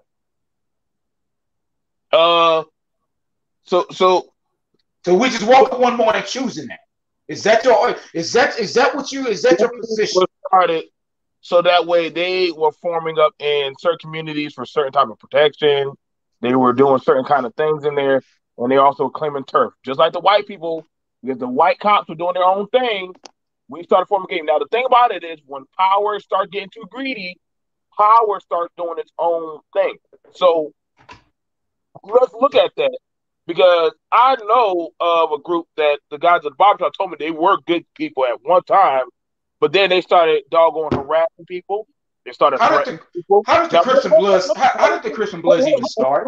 These were a group of men that way back they were cool, but after a while they started doing things to people. Now these are black men terrorizing black people, and there was now. Crazy. You're glossing over a lot of history, BMT. How did the Christian Bloods what was the reason that the Christian Bloods even formulated? What did they start behind? Dude, nobody told you to pull a gun out on another black man. That's not my that's not what you're misinforming people. The Christian Bloods started. It had no, they weren't. It wasn't even a drug thing. Was none of it. They started because they were protection of the goddamn community from police brutality. How much can you blame on a white man for harassing other black people? That brings me back to my question, BMT. Is do you think that we just woke up one morning and we are in these positions that we're selling and snorting coke and we're smoking crack and all this? You think we just woke up one morning that way? So okay. So I'm gonna ask you something.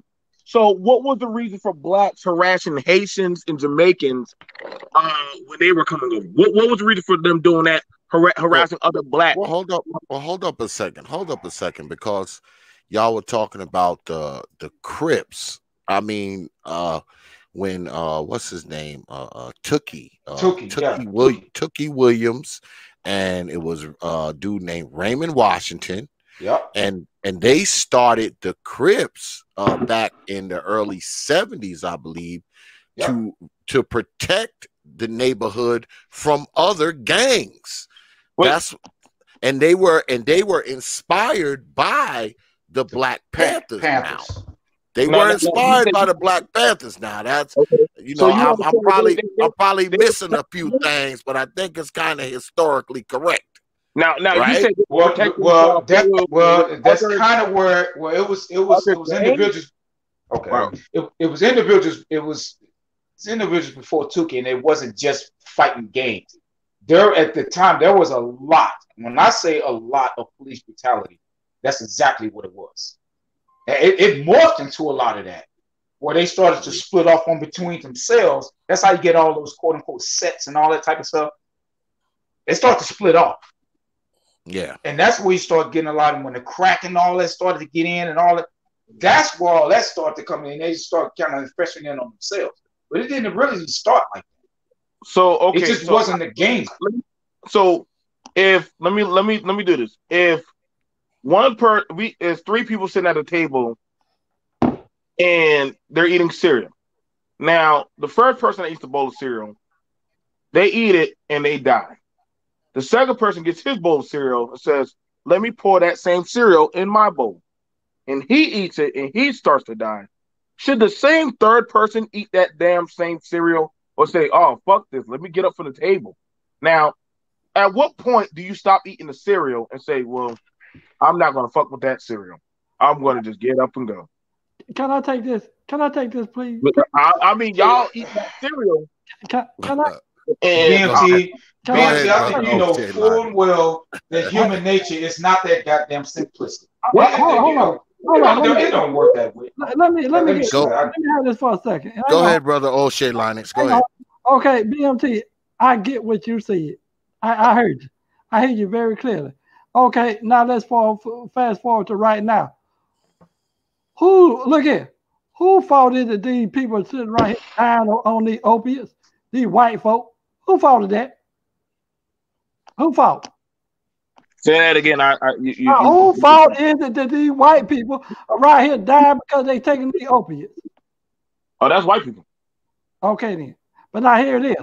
Now, O'Shea, are they saying, well, them black people are having fun doing drugs So clearly, I want to do it. They're just saying, "Well, shit, we're doing opioids." Like, are they saying, "Well, damn, them having fun, so we're gonna do it too"? Or they just saying, "You know, we're fucking up too. Like, we're just killing ourselves." No, they're not. Hold up, BMT. No, they're not saying we effing up. They said, "Can y'all help us? Look, help us, please, because we dying. We got to do something about that." Get off the drugs. Thank you. They didn't say that about no crack cocaine, did they? Didn't come to the crack. The people who was on crack, they didn't come. They rescue like that. So no, they want to lock them up. Lock them niggas up for we crack ain't cocaine. BMT. Look, I'm gonna tell you what. I'm gonna give you your argument. Yeah, every person has a choice. No matter what how bad the other choice is, every person has a choice. So okay, let's hold everybody. Black folks have been held accountable for our choices. But guess what? Can we not hold the government and those agencies that put that in our neighborhood? Can we not hold them accountable too? All right, you can go run with it. Now, after what year do you say you can't hold them accountable? At what year after that can you say they put it there? Before we can get to what year we have. You ain't shit, man. Come on, man. Hold on. First of all, now that's crazy. Hold on. Jurassic Park. What movie? What time do I get to say, okay, man? Maybe we. You know what? Hey, can I answer this? Can I answer this? Can I answer this? Go ahead, brother. Perfect Black. Answer that question. Man. We can stop holding them accountable when we are no longer suffering from the shit. When we are no longer suffering from the shit that they've done to us, we can stop. We can stop it. All right, so we can stop. So, where you gonna go? Who said they want to see? You're making arguments. I just said when we stop suffering from what they did to us, then we can stop blaming them. Now, how do you stop? How do you stop suffering? How about this? Guess what? We're out there. That ain't what you asked, BLT. You said, well, how do you? That's all. That's a conversation. It's a whole different conversation. We don't even have time. I want to know who's suffering. Look, who's suffering? Well, if you gotta ask who's suffering, then we having two different conversations. You're right. But ain't no we in this. I stepped away from the table in the cereal a long time ago. If y'all still eat that damn cereal, I don't know what to tell you. You shit. Step back, nigga, from the table. Don't eat the cereal. Anything, I'll be right here like the prophet. Point accepted. All right. So y'all want to go ahead and eat the cereal with the rat poisoning? Hey, by all means, baby, have a good time. I'll go pour you a second bowl. But listen, if y'all want to compete with this, so you know the shit poison, and you gonna pour him another bowl? I'll pour you another goddamn bowl if you enjoy it. I'm not going to stop. I'm not going to stop dysfunction. Listen. Y'all want to say y'all having a good time today. 1 minute you saying the white man was so horrible back in the day, but we had it good back in the day. But then you're saying no. Whoa, time out. Those are not my words. Whoa, but hold up. You said the best time for the black family was back in the day. Okay. Those were not my words. I never said okay. Well, those weren't your words. So let me just let me just look at it. Best time for black people back in the day was when they stayed together. Yep. I say bullshit. I'm not going to stay with your funky ass at all and tolerate you. That's the problem. All skin folk ain't my damn kin folk. I tell them that. And that type of statement drew my question was, so how has that worked for us? That what you just said. I'm doing doing damn well. No. See, please don't. Why you say don't personalize it. I'm not talking about you. I'm talking about the larger community. Let us unite. Let us pay my phone bill tomorrow. $300. Meet me at Verizon in Mount Corner, and let us Now, unite. BMT, now I know you're more intelligent than that. BMT, BMT, come on, man. BMT. ain't shit, man. Paid money. Oh, BMT. He said, meet me Come at on, Verizon. man. That's dissipated really quick, huh? Come on, man. Come on, BMT. Oh, You okay. can't be. No, you know, I gotta put that past. I gotta put that one past BMT. I have to. I have to put that one past BMT. All right. T-Pot, y'all have a good night. I'm out. All man. right, brother O'Shea Linux, man. Thanks for coming through, brother. I appreciate it, man. Yeah, y'all All jumped right, in really quick now. Don't leave now.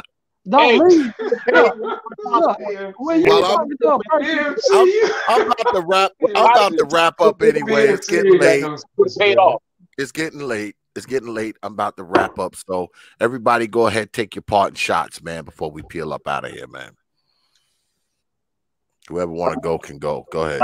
I'll go. Part shots. I got Y'all go ahead. I got a question. I'm gonna get out of here. Look at I enjoyed this, and my question to you, BMT, when you gonna stop kicking that can down the road every time you get cornered? Why you keep changing the goalpost, man? You ain't gonna, I ain't gonna say it, but look, you have a good night.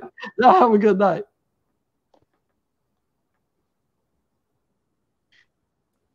Peace, brother O'Shea Linux. Anybody else? Perfect Black, brother BMT. Yeah. Go ahead. Go ahead. I'm don't worry. I'm probably going to continue it on later on. About the us versus me conversation. Because we already know when it comes down to putting down the dime or actually dealing with suffrage, everybody like, oh no, that's you. You on your own with that. So it's the quickest way when you want to shut them up about that us. Everybody's us when there's a win. When there's a suffering time or trying to pay the phone bill or the fuckery or something. Oh no, nigga, you did that on your own. So shit, you gonna have to handle that. So we gonna have to miss me with that one, because if that's the case, there's a lot of bastard children out there that doggone need some college tuition paid off and some damn diapers. Y'all start running out there in the damn Dollar General. It's still open right now, and y'all go get them paid right now. So my phone bill starting at $300. Damn, $300. I got business lines that need to get paid. I got business lines. So that's different. No, that's different. That's different. So I need y'all. Don't ask no questions. I'll tell you right now, I ain't paying your shit. Oh, all right. You step away from the table. You step away from the table. But also, I've helped some good brothers that I know with their stuff. I don't expect you to pay my shit either. So we even. Oh, I've been at the table a long time. So, see, because I'm not paying your shit, and see, I don't expect you to pay my shit. So we even. All right, y'all. All right, peace, my brother. Brother Perfect Black, man. Any parting shots? Hey man, these type of old school, young, new school conversations, man, they do perk my interest. So, a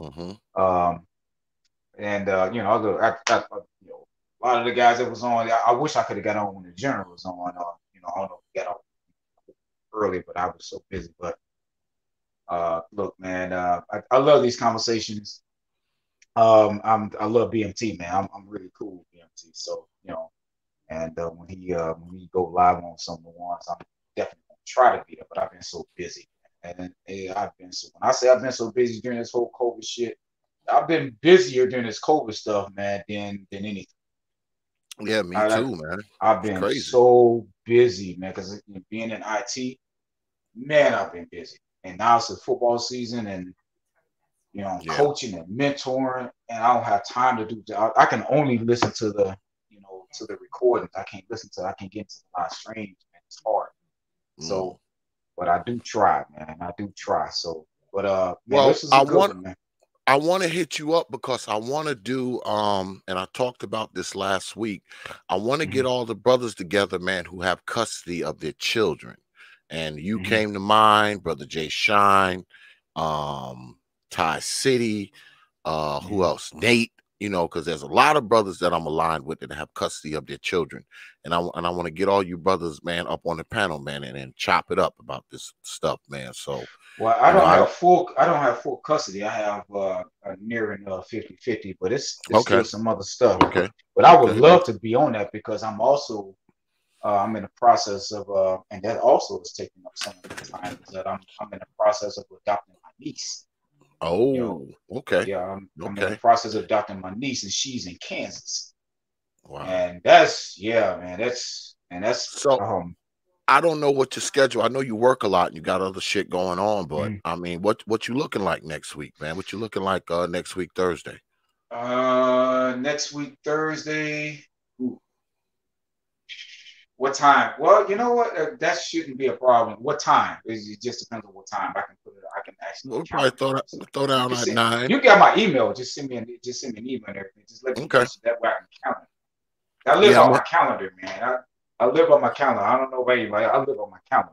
Yeah, well, I had planned on hitting everybody up tomorrow, you know, give everybody a week, you know, a full week in advance to know what we're doing. You know, you, Jay Shine, you know, Ty City, my man Nate, AJ, you know, a lot of brothers that I'm hooked up with, man, that, you know, they either have full custody or 50-50 custody of their children. And I just want to, you know, bring the brothers up and, you know, we all chop it up, you know, and, you know, talk about this whole thing of custody, care, custody, control, child support, you know, the whole gauntlet, you know. So, well, I will say that you know, because I am so busy around this time, I would say after about 8 o'clock, I would be available. And the reason, because again, I mean, I got a lot of going on, and I got a pregnant wife. This is her first kid, and you got a cake in the oven, huh? Yeah, got a cake in the oven, man. Got a cake in the oven, and you know, so I got that going on. And around that time, she gets tired and go to bed. So I pretty much have, like now, I have everything to myself. So, yeah, we'll probably throw down around 9:30. That's the usual time around here. That'll work. I don't go to bed until around 1, 2 in the morning. Okay. Okay, that'll work. Yeah, I'm gonna hit everybody up tomorrow, you know, let them know what we're doing and see who can come and who can't. And like I said, I'm gonna do it tomorrow because I want to give everybody, you know, a full week to kind of move some things around if they had to, you know, let me know up or down if they'll be able to make it or not. Well, you just you know, remind me. I would definitely, especially at that time. Yeah, I should be. All right. Well, I'll hit you up. Well, I got your phone number too, so you know I'll probably hit your phone tomorrow or something. All right. Absolutely, man. Let me know. All right. My brother, I appreciate you coming through, man. I do. All right, man. Peace. Yeah, we're gonna wrap it up, folks. You know, y'all know how we do it here. And messed around and got late up in here. But before we go, as always, y'all know we always have to do some programming notes. Once again, because see, tomorrow we're doing something, and I can't believe I'm doing this, but I'm going to do it. Tomorrow, we'll be throwing down with another one of these. Open your mind. These folks, once again, on the T.P.O.T. YouTube page, we are back with another hard-hitting doubleheader. Yeah, we got another doubleheader tomorrow, y'all. This one, the first one is actually a little impromptu. You know, this just kind of came my way today. We're gonna be doing an early show at 8 o'clock, sort of like we did last week when I had brother TNP on, the nameless protagonist. We're gonna have a little throwdown with the Hood Conservatives tomorrow at 8 p.m. Eastern time on the TPOT YouTube page. You know, a special edition of DXL. The Hood Conservatives will be laying it out. I believe my man, brother Trey, the NBD, will be here tomorrow, and probably the Hood Conservative himself, David Monroe, will be here tomorrow. And I think it's going to be a few surprise guests as well. I'm not sure. So make sure you have your Black Behinds here tomorrow, 8 p.m. Eastern Time on the T.P.O.T YouTube page. You know. Also, at 9:30, we're throwing down with my man. Little Big Nate will be in the house, and Babatunde Umana from Negro Wars, and we'll be doing another installation of The Most Unprotected. So y'all already know what it's going to be with Nate in here and Babatunde. It's going to be off the goddamn ship tomorrow, boy. So you don't want to miss it. 9:30 p.m. Eastern Time on the T.P.O.T YouTube page. You know, Brother Babatunde will be in the house along with my man, Little Big Nate. And we'll be chopping it up about The Most Unprotected. Actually, that would be the second installation of The Most Unprotected series, because we did one already with my man Nate a few weeks back. So this will be our second installment of that particular series. So make sure you have your Black Behinds here. All right. All right. Then Saturday, the one, the only Obsidian will be in the house, 8 p.m. Eastern Time. And Obsidian will be here doing another series that we got, because y'all do realize that this is the Prophet of Thought series. The Obsidian versus the World series will continue on Saturday, and Brother Obsidian will be in the house, and he will be taking on all takers. I could sit up here and tell y'all about this, but I'm not going to do that. I'm going to let him tell you himself. And now, a word from our sponsor. This exciting episode comes courtesy of Obsidian versus the World. Hey, fellas, you know my Obsidian versus the Black Love Industry series have been so popular that we here at Obsidian Radio decided to just go all out with it, since everybody and their grandmama is gunning for me anyway, like it's John Wick or something. Fuck it. We're going to do a brand new show over at Brother Xavier's Prophet of Thought channel right here on YouTube. We call it Obsidian versus the World. That's right, fellas. Obsidian versus the World. This is a special show that is aimed at all the haters of your Lord and Master, Mumia Obsidian Ali. Think you got what it takes to take on the O-Man, Mano, Amano? Step right up and let's see what you got. In this show, Obsidian versus the World. I take on all comers, even up to 4 of you knuckleheads at the same time. That's right. Never before have you seen one man defeat 4 knuckleheads at the same time in rhetorical battle. It all goes down this Saturday at 8 p.m. EDT. Mark your calendar, get your popcorn ready, because it's Obsidian versus the World. Don't miss it. Obsidian versus the World. It all goes down on Saturday at the Prophet of Thought channel on YouTube. I'll see you then. And thank you.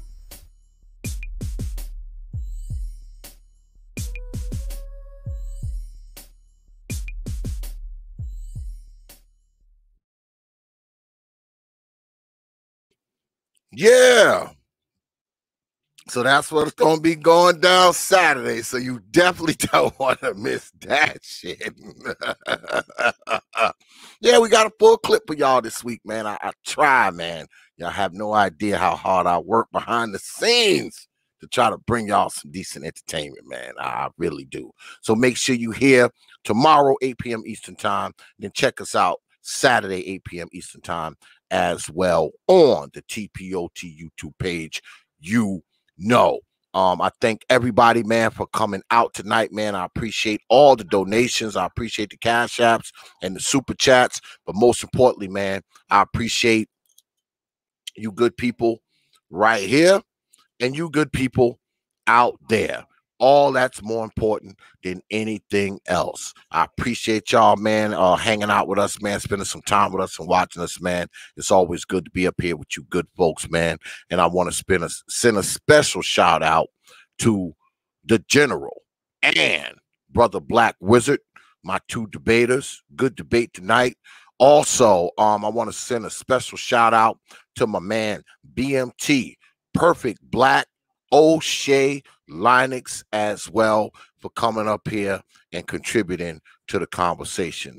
It's always a good thing to have the good brothers up here, man, to do a little talking. You know. So I'm going to run my bullshit commercials, and after that, we're going to peel on up out of here, y'all. See you on the other side of the break. Open your mind. Hey guys, T.P.O.T. on Facebook, Instagram, and Twitter. But you knew that already.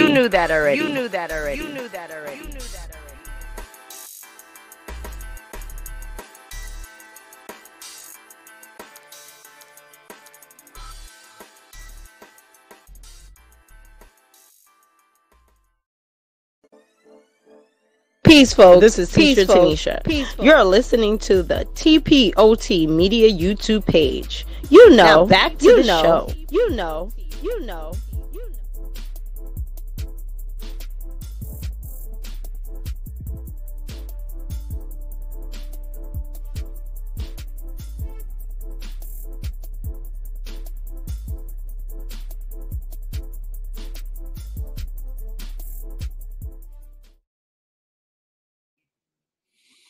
Yeah, so we're going to peel on up out of here, man. I appreciate you good folks for coming through tonight, man. And on your way out of the door, hit the damn like button because I'm done with the show. So hit the like button on the way out because once I pack up, if you don't hit that damn like button, you know what I'm going to do, right? I will haunt your old black ass mama. In her dreams.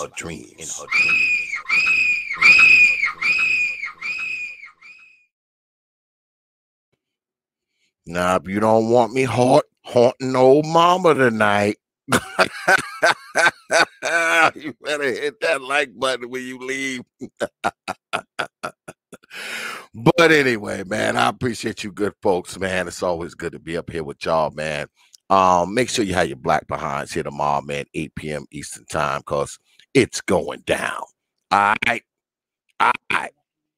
So, with that, I will leave you with 3 words, you know, like I always do.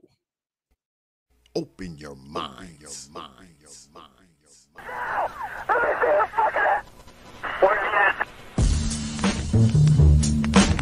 Hours of power.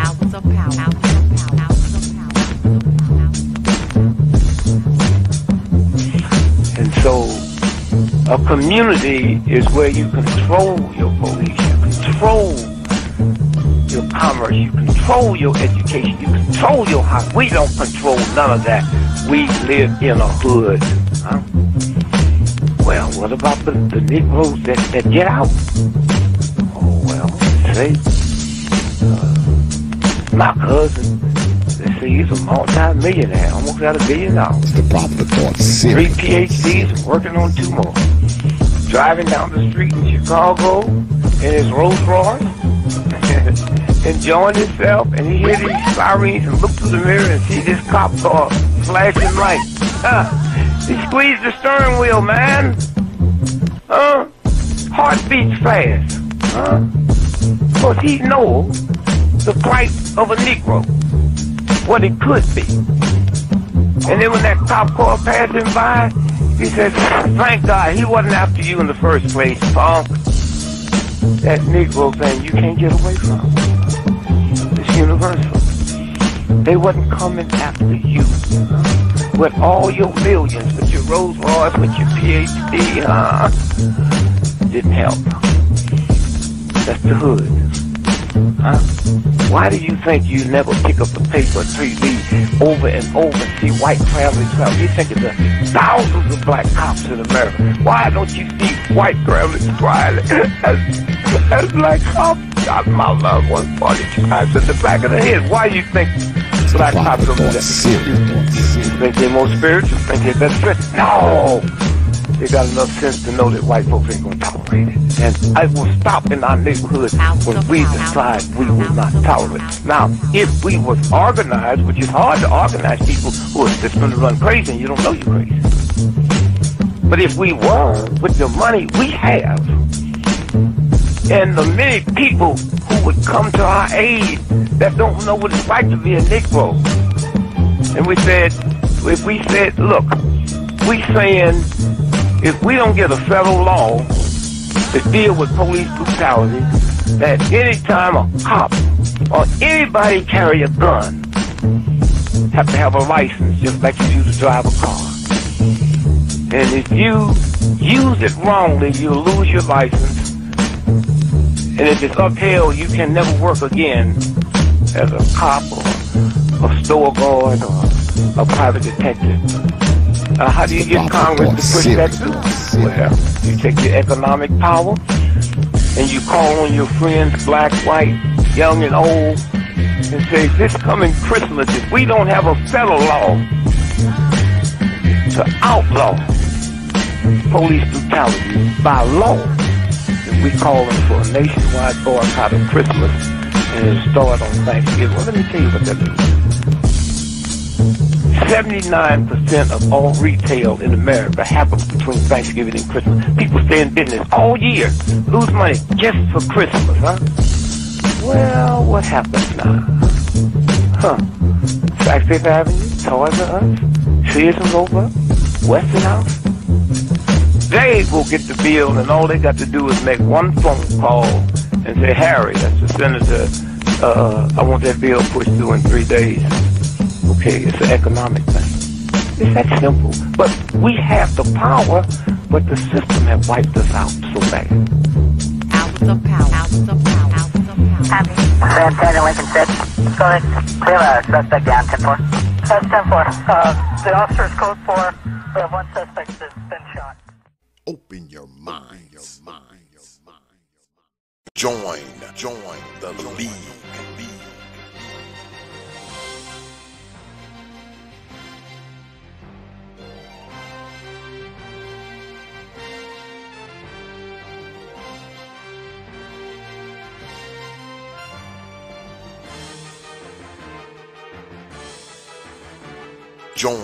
Join the league.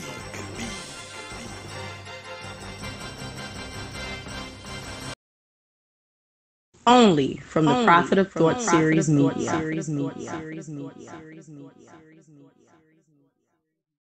You know.